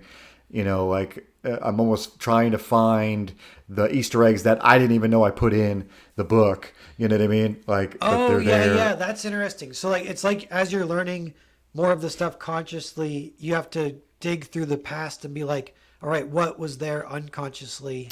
Yeah, exactly. What I brought up to you, and you're like, I did that on purpose, but wasn't conscious really of it. Yeah. Yeah, yeah. Yeah, when I was doing a little brainstorm, speaking of thematics. Oh, speaking of influence, or like when you can go back and read like the classics, and sometimes it'll be funny. You go your whole life and you're like, I didn't read this one, and you read it and you're like, yep, it's a classic for a reason. That one was great. But I read Call of the Wild, which is like the Jack London Yeah. novel for kids about the dog. And it has this intro, and I read the intro, and the intro is like, you know, this is one of the greatest stories of all time, and the thematics are like biblical almost, like on that level of like punching you in the face. And I was like, nah. And then I read it, and I'm like, oh my God, he's right. It is like that. But one thing that was cool Ending's about heavy. it was, yeah, it gives you goosebumps as you're reading it, because it feels like he's talking about, and he does talk a little bit about cavemen and stuff, but it feels like he's talking about like humanity kind of, but he's just talking about a dog, and he's like it's really crazy. But one of the things that's cool is because everything is tied so thematically in the story, it doesn't even really have setups and payoffs. Like it's kind of episodic, and then as things happen, you're like, it totally makes sense that would happen because this is the story he's telling. But like, just for example, even at the end, he meets his first wolf and kind of becomes a friend with the wolf, but then they end up kind of parting ways, and you're wondering maybe if they'll meet up again later. But like, just the fact that the story would go to wolves, you're like, yes, it's the Call of the Wild. He's gonna end it with wolves or whatever. And That's there's subtle. some other stuff where that kind of stuff will happen, where it's like just checking off this list of his journey to kind of losing his humanity, or his dog like civilization aspects of him, and it gets replaced by like caveman instincts where he's like kind of getting happier, I guess. I don't know, like. Yeah. And Old then man. speaking of Mountain Man thematic, thing. actually, what's crazy too is it gives me goosebumps thinking about it. But it's like right before he meets the wolves, he meets the one owner that he actually loves, and it's like a human owner, and they have like a beautiful time together. But then that ends. But I won't spoil it. But like Yeah. it kind of has to end too, which is kind of crazy because there isn't really a setup and payoff for that. But you just know Yeah. you're like it's not going to end with him being happy with the owner, so some shit's going to go down. But Yeah, that is pretty epic. Yeah, like a That's where the civilization. movie versions usually end. Interestingly enough, oh, you know, really? there's That's certain funny. films that film like certain books, right? Like A Wuthering Heights, right? That Yeah. first half is just so phenomenal, and the second half is such a snooze fest that they usually just end the film like right Yeah, in the middle of the story. that's Yeah, funny. I think I know of an example of that one too. I'll have to think on it, but yeah. Yeah, this is like a little random, but I was also into Lonesome Dove recently, watching that Oh yeah, miniseries. it was great. Yeah, and that's like great, and it's its own whole thing that's like awesome. Oh But yeah, a lot of people are in that, right? Yeah, there's a good A cast in lot, that. yeah, Yeah. a lot of but people. so there's a young lad in it. Oh, I can't think of his name right now. But he's kind of the main young character, and he's Call's son, but Call won't like acknowledge it, and so that kid, he has some angst or whatever, and you're wondering if they're gonna reconcile, and at the end they kind of don't, and he gallops off in a huff. But that's the end. That's the last you see of his story, and you're like, wow, they did because that's Lonesome Dove's style is like it's more like I guess like realistic in that way. It's like you don't get your little bow tied ending on any of this crap. Yeah. But so he gallops off. But then I was telling my dad like that was a great show or whatever, and my dad's like, yeah, that kid. He dies in the sequel. A horse rolls on him kind of early on in the sequel, and he dies. I'm like, dude, one of the most epic characters in the novel that you're rooting for the most, and then he just kills him in the sequel. That like pissed me Well, off. Kind did of. Larry McMurtry write the sequel, or I did he think he maybe do it did, under but that's duress? yeah, no, yeah. Because Like, that what's his happens deal? sometimes. Maybe it was because his thing is Lonesome Dove is kind of written to be like, yeah, it's like life isn't a story. Like things constantly happen that are like acts of God that fuck with everyone, like Yep. absolute tragedies the Yep. whole way through, and Yep. nobody gets out unscarred. It's kind of like that was the old west for you. But so Mm. I think he's kind of just continuing that, and he's like, "Yep," but it's almost like the way they do that in horror movies. Like, "Yep, the survivor from part one Yeah. dies Yeah. first thing in part two." Ha ha. Yes. Yes. Yes. Because you need to get rid of that character. But I Yeah. mean, sometimes, and I find this interesting. Sometimes there are writers that have such successes that that success becomes a burden to them, Mm. right? Yeah. For instance, guy who created Sherlock Holmes. Um, Conan Doyle, why am I suddenly blanking on his name? He also wrote that Doyle? great Mummy story. Arthur. No. Doyle. Are you hearing? Yeah. Arthur Yeah. Conan Doyle. Yeah. Thank you. Yeah. He really got sick and tired of Sherlock Holmes. He didn't want to do any more Sherlock Holmes. Yeah. So he dropped the character off like a falls in Europe, right? Couldn't be more dead if he machine gunned him like 100 times and fucking dumped his body into a wood chipper, right? But people demanded more Sherlock Holmes, so he had to write more Sherlock Holmes, Yeah. right? And Dude, I'm gonna use this. it could be. Maybe he was just like, yeah, well, fuck it. I'm just going to kill this character. Yeah. Then he has It's to. possible. I mean, I don't know. But then sometimes it's like you look at like the Bourne films, the Jason Bourne movies, right? At the beginning of the second one, they kill off Franca Potente, the hot German girl. And I remember thinking, it's like, yeah, from a writer's point of view, I was thinking, yeah, no, first thing you got to do is get rid of her. Because she's his happy ending, kind of. Exactly. Right. That's hilarious. It's the same way, like sometimes when you have like a really competent group of people and they're operating as a unit, who's the first fucking guy you kill? The leader, Yeah. Hmm. the most competent guy, right? So Yeah. then, because the drama is then in like everybody going, "Oh shit, we're fucked." Yeah. You know what's a good example of that Yeah. is the Squeal Like a Piggy movie. I forget what it's Yes. called. Yes. Deliverance. Yeah. Absolutely. Deliverance. Yeah. Yeah, because Burt Reynolds, first thing happens is he's the guy who knows everything, and he gets his leg busted up, and then they Yep. have to take care of him when Yep. he's really the only one who knew how to deal with the situation. Right. damn. Because he's such a fucking Chad in that you're just like, you know, they're gonna they're gonna get out of there easy because he's a fucking badass. Right. Yeah. So yeah, what you got to do, you got to take him out. It doesn't necessarily mean killing him. Right. Instead, James Dickey, the guy who wrote the story, broke his leg instead. Yeah, which is almost worse than they have to keep him alive too, and they're trying to take care of him and stuff. Yes, because it's like a wounded soldier, right? It's only going to slow them down. But what are they going to do? Leave their homeboy behind? Yeah, Can't do that. yeah. That's true. Joe, 'Cause then you lose your humanity. Then it's like, well, you know, how are you ever going to look at yourself in the mirror again? It's better Yeah. to die. real quick, just FYI, Yeah. 11 people watching. Yeah. We're going to go another half folks. hour. So I want to be able to update this one more time and get a little boost. I want to break 2,000 and to get 40 backers at least. Those Yeah, two, one of those things would be great. If we One more break dope- 2,000, I'll pop the prosecco. I'll pop the bubbly. if we hit the 2,000, I'll pop it. All right. Yeah. That's What is we that? gotta Is that do. like a tranquilizer or like a painkiller? What, prosecco? Yes. No, it's like a champagne. It's like a Italian champagne-ish type of thing. Oh, pop it. See, I was thinking that it was Yeah. like a pharmaceutical thing. No, no. I just Oh, like gosh. I Oh, just like this happened is to not my buy day. one. Yeah. I'm not always drinking prosecco on the daily, but Yeah. Well, Yeah. it's a special occasion. You got to Oh yeah. roll with the dopamine. or But that's yeah, right. let me know in the chat if you backed it so that we can freely update it without killing an angel. So that's what Yes. we're looking for. Don't be discouraged, Joe. If these Yeah. numbers seem a little low, Mhm. it is a tough time right now. It is. I've noticed.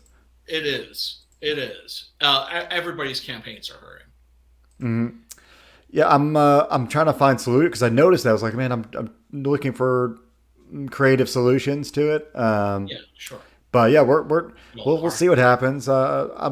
To me, it's as long as I hit the goal, and I think over the course of whatever the period, I think it's possible. Yeah. So that's what I'm looking for.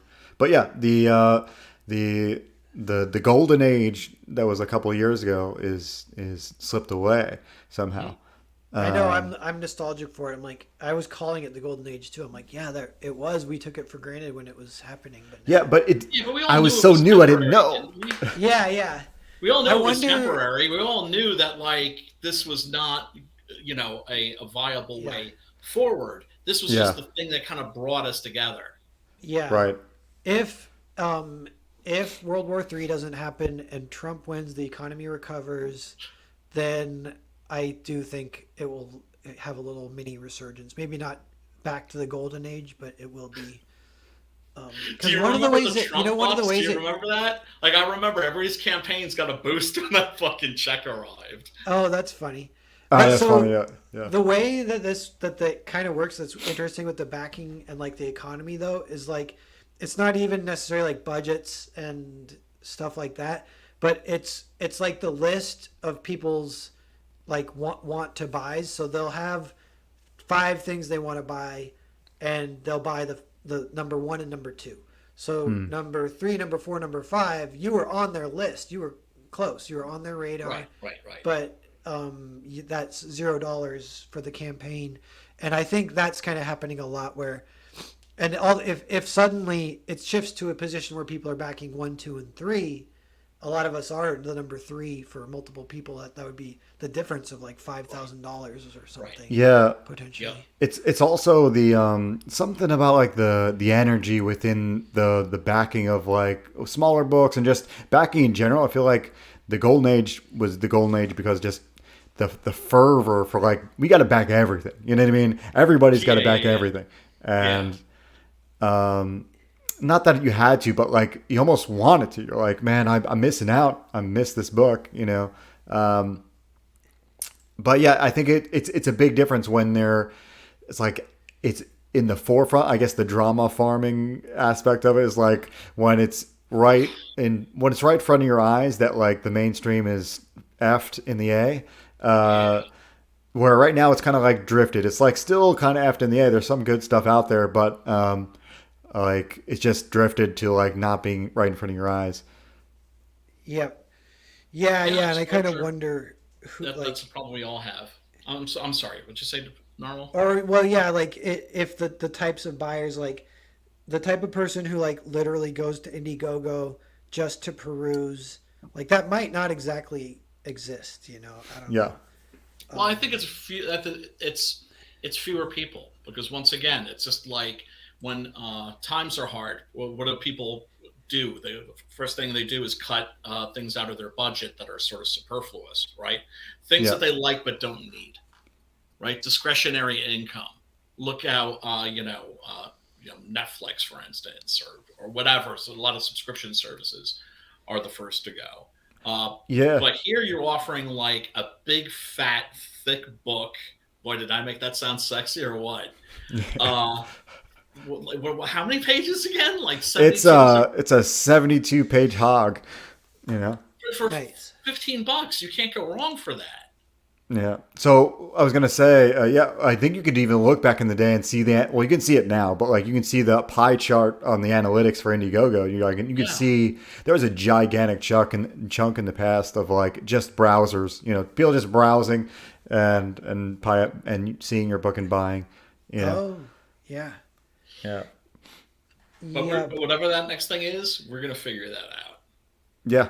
Yeah. yeah, it's kind of like rebuilding a little bit, building kind of like I don't know, it's weird with crowdfunding. It's definitely a little more personal with the readers than obviously especially with the Yeah. mainstream. Yeah. And there's something special, I think, about that. That's why I've always felt there's something very special in what we do.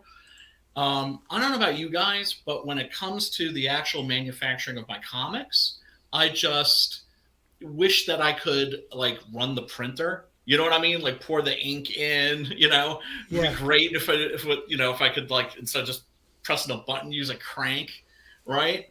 Do you And guys spit ever 'em out. feel like that? Like, you have like a Some days. one-on-one relationship with your backers. Yeah. It's just it's if they have a problem, for instance, if I send them a book and it arrives mangled, they will let me know, and I will apologize and send them a replacement. So it's also one-on-one customer service too. Hmm. Yeah.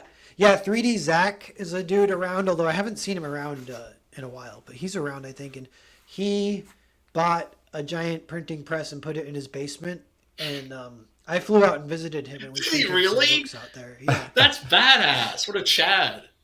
Yeah, it was cool. He did it as like a tax write-off kind of thing because Cool. you can get them used. He explained it. It was like kind of crazy, but somehow it's like you can write off the value.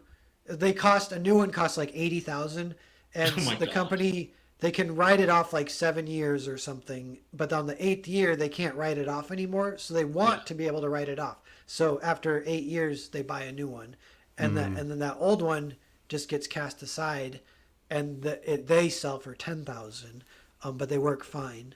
So they're huge too. It was like I don't know, like 20 at least 20 feet long. But There's yeah. the guy. There's the guy that's doing it. There's the guy who's pouring the ink and actually printing his own comics. And a lot of That's Yeah, badass, man. Yeah, that was fun. Yeah, and I screen printed my own shirts, but I wouldn't necessarily do that again because that for one I'm not. It's like trying to do something that you're not good at. So you're giving this like mediocre product, but I'm selling I'm like it's the charm. Look at me, I'm charming. My own homemade shirts. This is Come- handmade, motherfuckers. Yeah, come Yeah. look at this crappy screen printing job and enjoy it. Pay a premium and enjoy it on me. Oh, it's too good. But Yeah, the resurgence is going to come. Obviously, I don't think it's going to come until there's like big reasons to pull people in, or like it's either a book or like a movement, like because that's what really drew people in, and not a recession.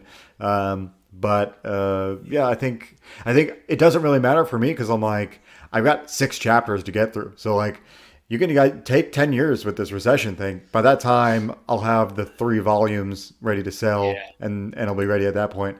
You know. Yeah, that's kind of Yeah. how I feel with Earthbound. It's like it can dip, but I'll hopefully make it up. That's what I tell Yeah. myself. I'll make it up on the next one or whatever. It's the long game. It's all about the Yeah. long game. Yeah, a little bit of a long. I mean, well, if you're thinking about it, if you're not thinking about the long game, I don't know. I guess it's cool to make this like not so serious, but Right. I want to finish this. I want to see the story end. So and have it be real. So for that to Yeah. happen, it doesn't really matter. I'll be making the book regardless if there's a recession or not. So Yeah. Yeah, that's starting to blow my mind. My friend Preston is working on like the last 2 issues of Six Gun Gorilla, and that's going to be like the culmination of a 10-year journey awesome. I've had That's with awesome. that book. What So I'm issue just will like, that I'm be? wondering Is what that that's going to feel like, right? It's because it's like you remember the first time one of your, you got like a box of your own book, right? Yeah. Where you got the sample that they send yeah, ahead. the proof. Yeah, The yeah. proof. Yeah. The first time we got one of those, and then once the first time you opened the door and saw like a big pile of boxes, Yeah. all full of your comic, ready to go. Yeah. You're ready to go out to your backers. So so I remember what that felt like, and of course I also know what it felt like to fail with a campaign, because I always remind people I had 2 failed campaigns before I had my first successful one, right? And I remember like, yeah, no, that I've warned people when it looks like their campaigns aren't going to make it. I'm like, just in case, just like, don't worry, real relaunch, everything will be copacetic, right? You'll get them next time, I promise. But you're still gonna feel like you got kicked in the nuts. yeah. Yeah. So then now I got this thing coming up, and I'm wondering like, what's that gonna feel like? Hopefully, Oh good. yeah. It's what? Hopefully good. Is it 14 issues? How many is it total? 10 issues. Oh, 10. Yeah. I've got enough nice. for like I'm doing 2 trade paperbacks. But I've been doing floppies too, and then maybe an omnibus edition That'd be at nice. some point. But for years, I can keep Yeah. reprinting that. Speaking of those memories of like the first time you open up a box or whatever, I have a good one in Portland. I had a big shipment of Foreign Agent got delivered, and the delivery driver was helping me unload it, and he's like, "What's in this?" I'm like, "My comic," or like comics. He's like, "Your comic or your comic?" I'm like, "Yeah." He's like, "What is it?" I show it to him. He's like, "Can I buy one?" And I'm like, $20. He's like, "Here." He hands me $20, and so I sold the That's delivery sweet. guy. That is like, yeah, so that's a great cool. memory. Yeah. Yeah. Oh my god, that's badass. Yeah, it's I one was of the lucky best. that he was into comics or whatever, But Right. Because like Yeah. so many people like don't even like kind of know what it is, right? Or Yeah. they know, but like no clue that anything exists besides the big 2, or you know what I mean? Yeah. Like they have no clue that other genres exist. Yeah, it's interesting. I like trying to sell. I sold a couple. I mean, if you go to if you go to a party or something, there's always somebody that's like, somewhat interested in enough to like listen to you. But yeah, sometimes you get a nice backer out of that. Yeah. Interesting. Yeah, I've done a few small conventions. Nothing really big yet, even just because of COVID, like threw a wrench in a bunch of that, and I just haven't gotten back on the horse. But there's a couple small ones, and I've noticed it's like I guess it's like a sales 101 type thing, but a lot of the people at conventions don't even like comics. They're there for like the tchotchkes or the cosplay or whatever. Cosplay, fucking And so that's the first Funko thing you do Pops. is you find out if they even like comics. And if they do, then sometimes it can be almost an easy sale because they're like, I do like comics. You're like, well, Yeah. I have comics. They're like, oh, nice. Can I take a look? I'm like, absolutely. And then, Yeah. Oh, you like comics? You're Oh, one man. of 5 people here. Yeah. yeah. Because it is. Now, like, both of you guys tabled conventions? Oh yeah. Yeah. Yeah, Yeah. I haven't since before the lockdown, and I miss it. I miss it big time. And I keep trying to figure out, like, God, because there's so many people I've made so many great connections with. People I think of as very good friends, and we've never even been in the same room together. Yeah. It is a great opportunity to make real life friends, kind of level up the internet friendships. Yeah. That was like yeah. what Tampa was like, and Joe was there. Yeah, at that's Tampa. why I met. That's why I met Narwhal. This is how it all started. Yeah. Yeah. So, Yeah. but yeah, I did a couple of small shows. I should get a free. I think I'm getting a free table from Heroes Con because I freaking had to be on their ass to give me a Heroes Con table after they didn't refund me from the COVID, the vid. Oh Oh yeah. no. Yeah, Oh Wait, so no. are you going to be at Heroes Con this year? yeah. I'm gonna do it, but like that's all if they give me the free table. They're still kind of like put in the application and then we'll refund until I see that I have Right. it in real form of a ticket and like an email. I'm not gonna like plan on it, but that's what I'm planning on tentatively. Yeah. Nice. Yeah, that Reni's trying to get people to go to that, and Oh, nice. it could almost be like this year's Tampa potentially. But Cool. Where is it located? I think it's in North Carolina. Yeah, Charlotte, I think. Yeah. Really? Huh. Yeah. Because we No, should all like yeah. we should have some kind of a con meeting. You know, I mean, because you know, con season is starting up soon, right? Yeah. And it's always so much shorter than you realize. Yeah, that's one that I really wanted to. I was aiming to do it, like I said, before everything went to lockdown. So, like, I've been wanting to go do Heroes Con for 4 years or something. Yeah. You know. Well, I haven't done a con in North Carolina, so Yeah. Well, I'll be in touch about it, man. I'll DM everybody if I actually get the table and try to get well, hell yeah, man. the motions going. Nice. And if they don't, I mean, damn. That's great, dude. I've been on Go there. figgity fuck themselves. I can't believe how many emails I've had to send. Oh man, that's It's terrible. like I've worked harder on emails than like a book. It's crazy. Yeah. Oh god, that's terrible, man. Sorry to hear that. Yeah, it is what it is, dude. Like I'm sure they lost money on the thing too, so it's all good. Gentlemen, I'm afraid I must depart. Bail. Narwhal, always a okay. pleasure, brother. Yeah. Let's look. If you got 1 second, let's look at Such sure. Good on Fund My Comic. Yeah. It's not on there. I you haven't say watched it yet. It's the sign up. Yeah. Okay. And this is the truth. This is the truth. I'm going to tell a real quick story, and then I'm going to peace out. I am literally waiting for Preston to draw facial hair on one character on like 2 or 3 pages because he forgot to do this person's facial hair for some reason.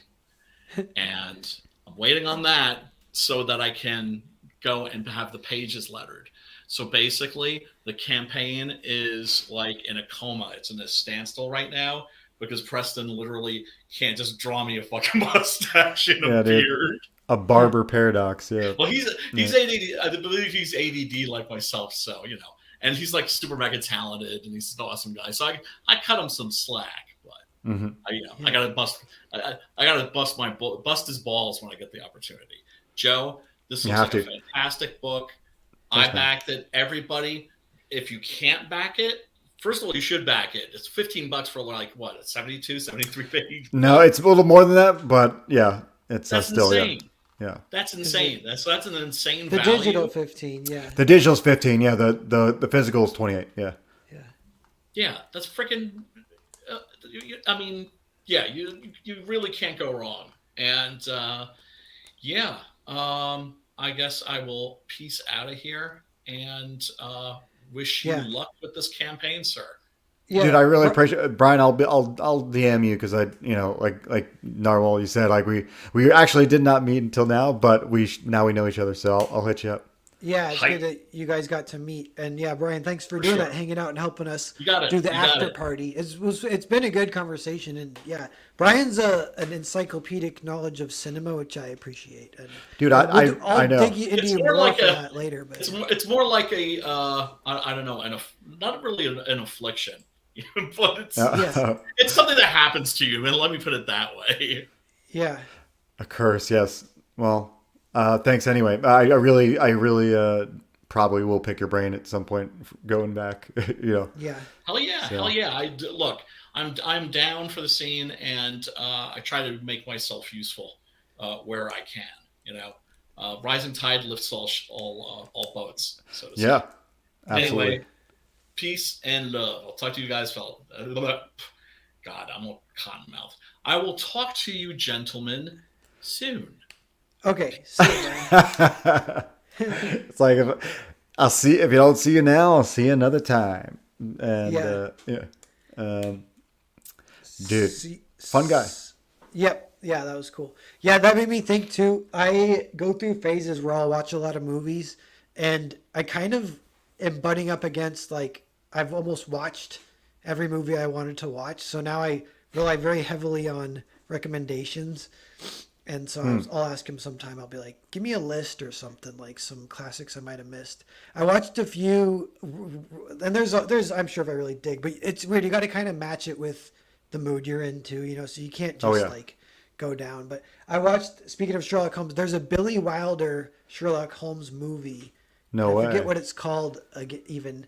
It's from the 70s, and it was on Quentin Tarantino's podcast. He was talking about it, and Ooh. I watched that, and it was really awesome. It was, Dude, I'm gonna make note of that. Yeah, just because now I'm getting a list. I always make a list after I get these Yeah. recommendations. Yeah. Yeah, me Um, too.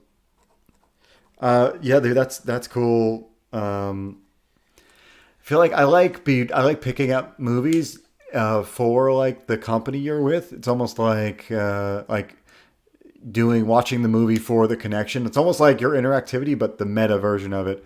It's like it's Yeah. like the context of the watching instead of the thing itself. But Yeah.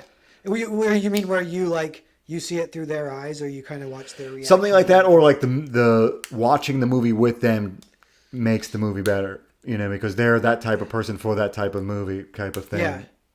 Yeah. Yeah. And it is crazy. There is, like that kind of thing, like seeing a movie in a theater can be really Yeah. fun. Having a whole room full of people where everyone at the same time, gets quiet or whatever, that kind of stuff. But yeah, if you like watch a not a boring movie, but like say you watch a slow movie, but the person's just really into cowboys or some shit, I mean that's a bad example, but let's just say that's the example. The guy will be like, even after like some of the small type of flourishes on some of the film, they'll be super stoked about it. They're like, oh, and it's just like them walking in the room, Yeah. and it just changes things up. Yeah. Actually, yeah. There. Oh, Aldous. Speaking of this, is one I need to watch.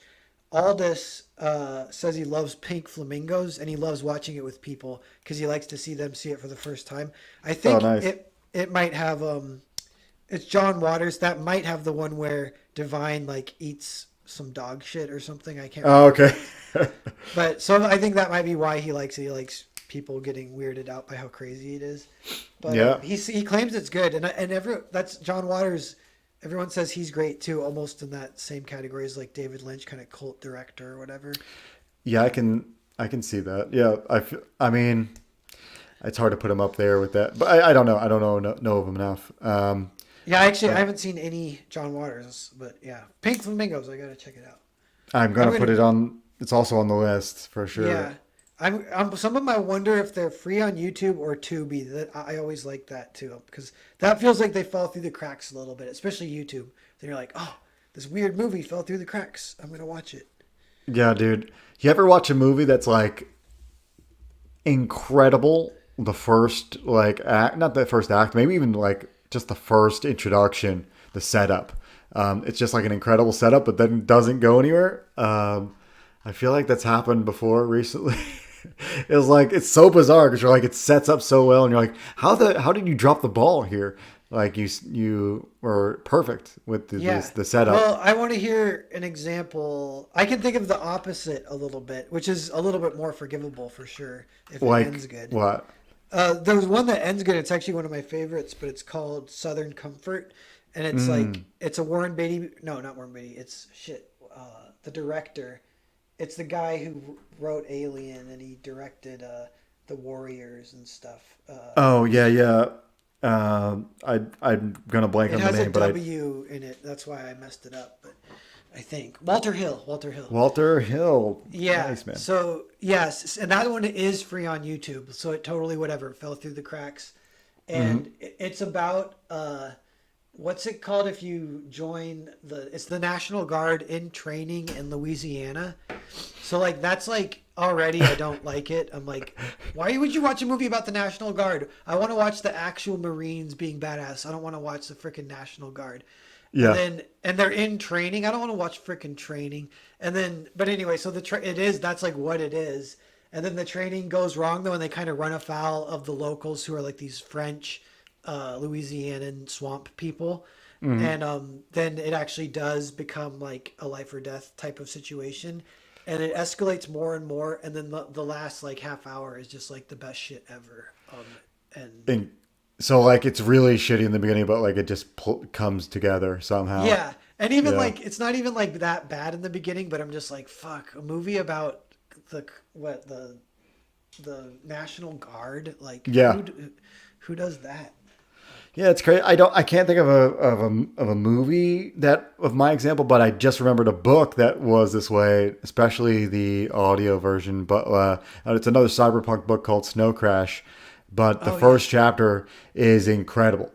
Yeah, It's just is that like- with the pizza delivery guy? Yeah, fighting yeah, off? the pizza Yeah. delivery guy, but after that, like it just spans out to like different things, and you're like, it's just nowhere near as cool as the first. Like if you get through those chapters, it picks up. But like it was the first thing where like the setup was like the most incredible description ever.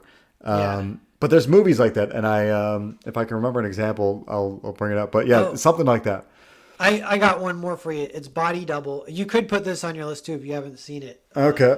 It's Brian De Palma, and it has a really cool set piece. So it's like a half-hour suspense scene. Like they say, De Palma's like the heir to Hitchcock, kind of, and it is almost like a Rear Window type scenario, and it's amazing. And it's so awesome and intense and crazy, but it's more hardcore too than Hitchcock. But Okay. it's funny. It's like that's the first third of the movie is like setting that up, and then that happens, and then there's still like literally half of the movie to go, and like they don't know what to do. Like it can't live up to how cool that first half was, and it's not even terrible. They kind of wrap up. He catches the killer, blah blah blah. But it's just not as cool as the beginning. Yeah, it's weird. Like that's why some of those screenwriting books, like they have some good points, because like at least if you follow their formula, you won't have some of these problems, these obscure problems of like having an incredible setup and then nothing. But yeah, you fall flat sometimes with those setups because it's just too bland throughout. Yeah. Daylight has a good example. Sunshine's totally like that. I hated the ending. I'm trying to remember what the deal was with it. I feel like they could have fixed it somehow too, maybe. I don't remember it that well. But Yeah, I feel like I don't know why I'm thinking of like early 2000s movies, but I feel like some of those early 2000 movies are in this category of just like great premise, whatever, or like something with like Vin Diesel in it or something. It was just like a great opening act, but obviously it's not going to go anywhere because it's just yeah, like some of the Underworld sequels or something, or yeah, something like that, or like whatever. What's that other movie, Pitch Black or whatever he was in? I don't know what it. oh yeah, Yeah, I don't know that movie specifically, but I'm saying like something like that. I just can't think of any. But yeah, Dale A's got Count of Monte Cristo first half. yeah. I'm trying to remember. I don't remember. I've seen a movie and it was okay, but the second half is like he just is rich, and he doesn't like. I don't even know if they fit in a sword fight in the actual book. He just like he like kills the guy with stocks. I think. Yeah, you're right. Yeah, it's like the most it's the most British way to pull this off, or whatever. Or what am I word I'm thinking of here? Aristocratic kind of death. Yeah. Yeah. Yeah. And for random movies that I like that are kind of on YouTube, I like some of the director's first movies that are super like weird and borderline bad, but you can just learn to love them. But one is Peter Jackson's. He actually has three. I don't know why all three of them are free on YouTube, but the first one's the most low budget and the most like not necessarily like easy access. You got to get on its level kind of. Yeah. But it's called Bad Taste, and I love it. And I still rewatch it every couple of years. Really? I watched some of his older stuff. Yeah, Yeah, yeah. yeah, and then he did the puppet one. That's like Meet the Feebles. That's amazing. That one has a really good script too. Really? And he wrote it. I'm like, damn, that's like I bypassed that. Okay, so now I got too long of a list, but I'm writing them all down. Yeah. And then there's one last one you probably did see, but it's Dead Alive. Have you heard of that one? Yeah, I've seen Dead Alive. Yeah, that's Yeah, one of the that ones I've seen. Yeah, That one's great too. That's his third movie. Yeah. yeah. It's funny that like, dude, that's how you know he's an artist, bro. That dude. Yeah, yeah. And then he kind of, speaking of like making something that's too good, what do you do after it? Because he did Lord of the Rings. It did kind of feel like his life was meant to do that. Yeah. And then he's did some okay movies after, but he kind of fell off a little bit, I think. Yeah, but I feel like that Lord of the Rings thing, like he was made to do it, and yeah, like I don't know if you know the documentary story behind it, but like things just lined up. Like there's too many things that happened that normally don't happen, and it was just like it's almost meant to be. You know what I mean? Oh, cool. Like they wanted to do it all in like one movie, and then he said I'm not going to do it, and like they went to two different studios. I think Miramax passed up on it, or I can't remember the whole story, but like normally it would just die right there. You know what I mean? Like, or they'd force you to make it in one movie or something. You know, Yeah. but yeah, that happens a lot. That happens with the game Dark Souls, or Demon Souls really. But if I don't know if familiar with those games. Yeah. What about him is that? So it's the similar thing where like it was the first time this like the director of it, Miyazaki, of those type games, he freaking was like an event manager for games before that. This is the first game that like the game was on a shitty path, and like the whole development was like to hell. So they were like, oh, we'll just let this one dude that wants to do it. He's in event planning, and we'll just let him be the director. And they let him be the director. He does the craziest shit ever, and was like, yeah, we're going to make a game where like it's the most brutal game ever. No one's going to like it. And somehow it got through the board meetings, and it got through like all like that never happens. And somehow not only does it do that, but it becomes a hit, and then the hits become a hit. It's just like, Yeah. it's nuts. Yeah, It's nuts. I think I remember hearing a little bit about that story, and it was like, yeah, that he had a plan, and his plan was to like get put on a dead game so that he could do what he wanted to. Kind of, it's like being in a big fish in a small pond. He like deliberately tried to create that situation or something. It's interesting, yeah, because like, but even in those situations, sometimes they just cut projects instead of let them fly. You know what I mean? But in this case, they were like, oh, yeah, it's crazy, but we're just gonna ignore the obvious, things that we see as red flags and let it fly. Let it go. Yeah, that's cool. Insane. Yeah, I'll throw those on in the background if I'm drawing sometimes.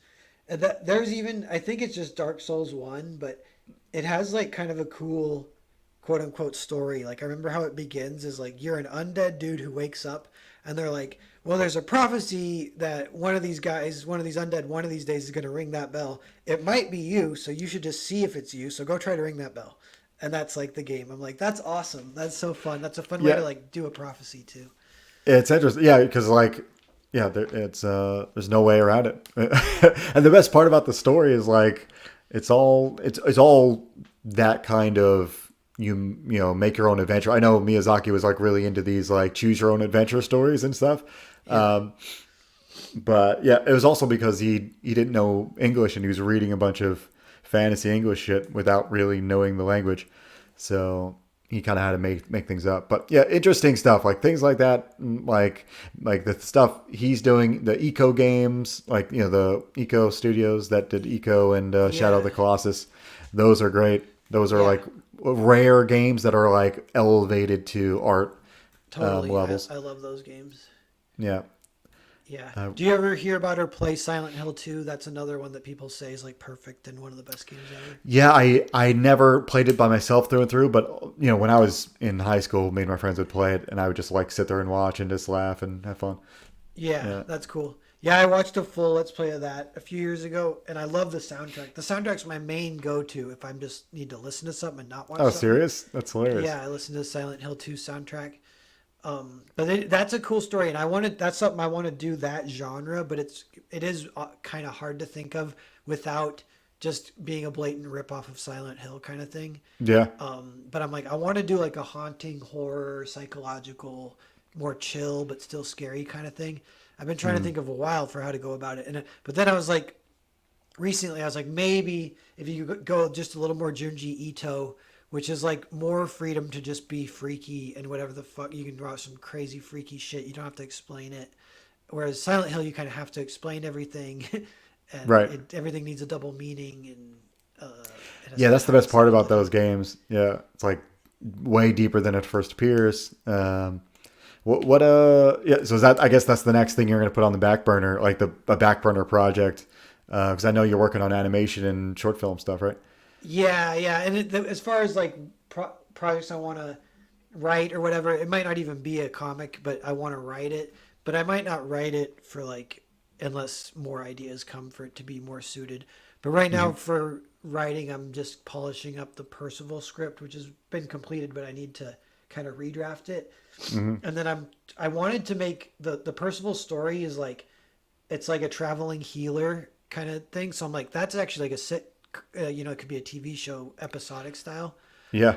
So I want to do some, just kind of for practice, almost try and do some fake TV episodes of that. Yeah, like premise. serialized, yeah. Yeah, yeah. And then have that just kind of in my back pocket. If anything, it gives me a little more confidence just in that IP that I've sort of been putting a lot of my what my juices into lately. But that's still, even that's kind of a back burner type thing for now. But yeah. That's cool. I mean, I think out of a lot of the projects you have, what I saw from Percival seems like it's super, to me, it just appeals to me. And I'm not even a big fantasy guy, but I know it's grounded in more, I guess, realism, but not really, because you got the fantasy elements. Yeah. Yeah. Yeah, it's like not too much magic, which that's kind of a thing with the Arthurian lore. It's like pre-Merlin and post-Merlin or whatever. Like Yeah. you can have like lots of magic when Merlin's around, but then eventually him and Morgana kind of like take each other out. And then that's like when there's no more magic after that. It's just knights fighting and shit. Yeah. Yeah. Then I guess just feudal age fighting. Yeah. Funny, man. Yeah, I always think about what Star Circuit. I think because I talk about this once in a while, like because you always have to see, like Bancroft said, like you have to imagine your project being elevated to certain status. It's just fun to think about. It's not like you're planning on it, but to me, I think Star Circuit would be the most fun to make into like an interesting game because I know games. And it would be obviously cool as an animation, but I think it just, for me, if I'm going to be a part of it in some weird way, as like an arm of it, I think I would enjoy making it into a game more than making it into an animation. Yeah, that's cool. I think it's just because you could do whatever, it just become its own genre, like make an RPG racer, that's never been made before. Yeah. Yeah, like that's that. cool. I think that is like a fun, kind of thing to hold it's like the put it on the manifest board type thing, Pretty much, yeah, just have it there in your brain, and every once in a while you'll get ideas. And if you never think about it at all, you'll never have that potential necessarily. Yeah. So, yeah. So I don't know, chat, can I update it? I feel like we must have gotten a few backers, but I'm scared because I don't want to kill an angel. yeah, I have no clue. I can't guarantee it because I didn't actually check. But even if we don't, we could sacrifice one. I mean, yeah. If one angel dies, we'll find a way to like. yeah, But maybe an angel will live. So let's see. Let's do it. The moment of suspense here. And if it doesn't go up, then that just the shared guilt upon the chat will actually give you more backers down the line. down the road. I like that. Yeah. So. Oh, I wasn't expecting it, dude. I wasn't expecting it. Dopamine. Dude, that was big time dopamine. Yeah, nice. Yeah. And look at that, 40, 30. That's some pretty good numerology. And 20. 8, 8, 9.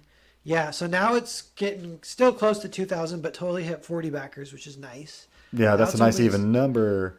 Only 60 backers to 100. And at 100, you'll be like, well, like what's the math for that? You'll be at like 5,000. So yeah, like 200 will hit your goal pretty squarely. And I think that's more than doable. I mean, my first one, we did a good amount. I had 400 backers on the first one, so we'll see. Yeah. I mean, that was the golden age, but still, Yeah. yeah, I think it's possible. Yeah, and those people, they aren't in a hurry to back a lot of times. I noticed they just pick it up, the new issue. You know, they're not always day one backers kind of thing. And plus, when I hop around from different streams, you start being slowly into the zeitgeist of what people are talking about. Yeah, because I have gotten some feedback where it'll be open for a while, and people are like, I didn't know it was open. I'm like, oh, funny, because I've been tweeting about it every day, but it just doesn't work. The information transfer doesn't work like that or whatever. Yeah, social media is a bitch, dude. But yeah. Little bitch. But this was fun. Good chatting with you. Good Dude, little this is hangout. an incredible after party. I really appreciate you. Yeah, I mean, conversations and meeting Brian was great too. Yep. Yeah, I agree. And we should keep kind of streaming and hanging a bit, and keep me posted on Heroes Con even. Yeah, I will. I'll be DMing it now that I know because I forgot Reni's close by. So yeah, I'm gonna maybe I'll pop into, if I'm not doing a stream tomorrow, I'll be popping into the chat for Creative Block. Nice. But I think I'm on Joe Sontag. I don't know if that's going to overlap, but we'll see. Okay. Cool. But sweet. The other Joe, you and him, are you guys rivals or are you guys friends? The other Joe. We're two sides of the same coin, I'd say. He's bad Joe. You're good Joe, and he's bad Joe. Yeah, that's what I'm talking about. He's like the Reaper death guy, and I'm like bright and sunshine over here. Nice. So Yeah. Yeah, and Simply Green with some good comments, just talking about some video games and stuff. I'm seeing him. yeah, we got Thank you. video game fans over here, dude. Yeah, and it is always Nice. fun to talk about movies and video games and comics. But yeah. Yeah. Cool. The good All right, ones. I'm gonna click the end stream button. So.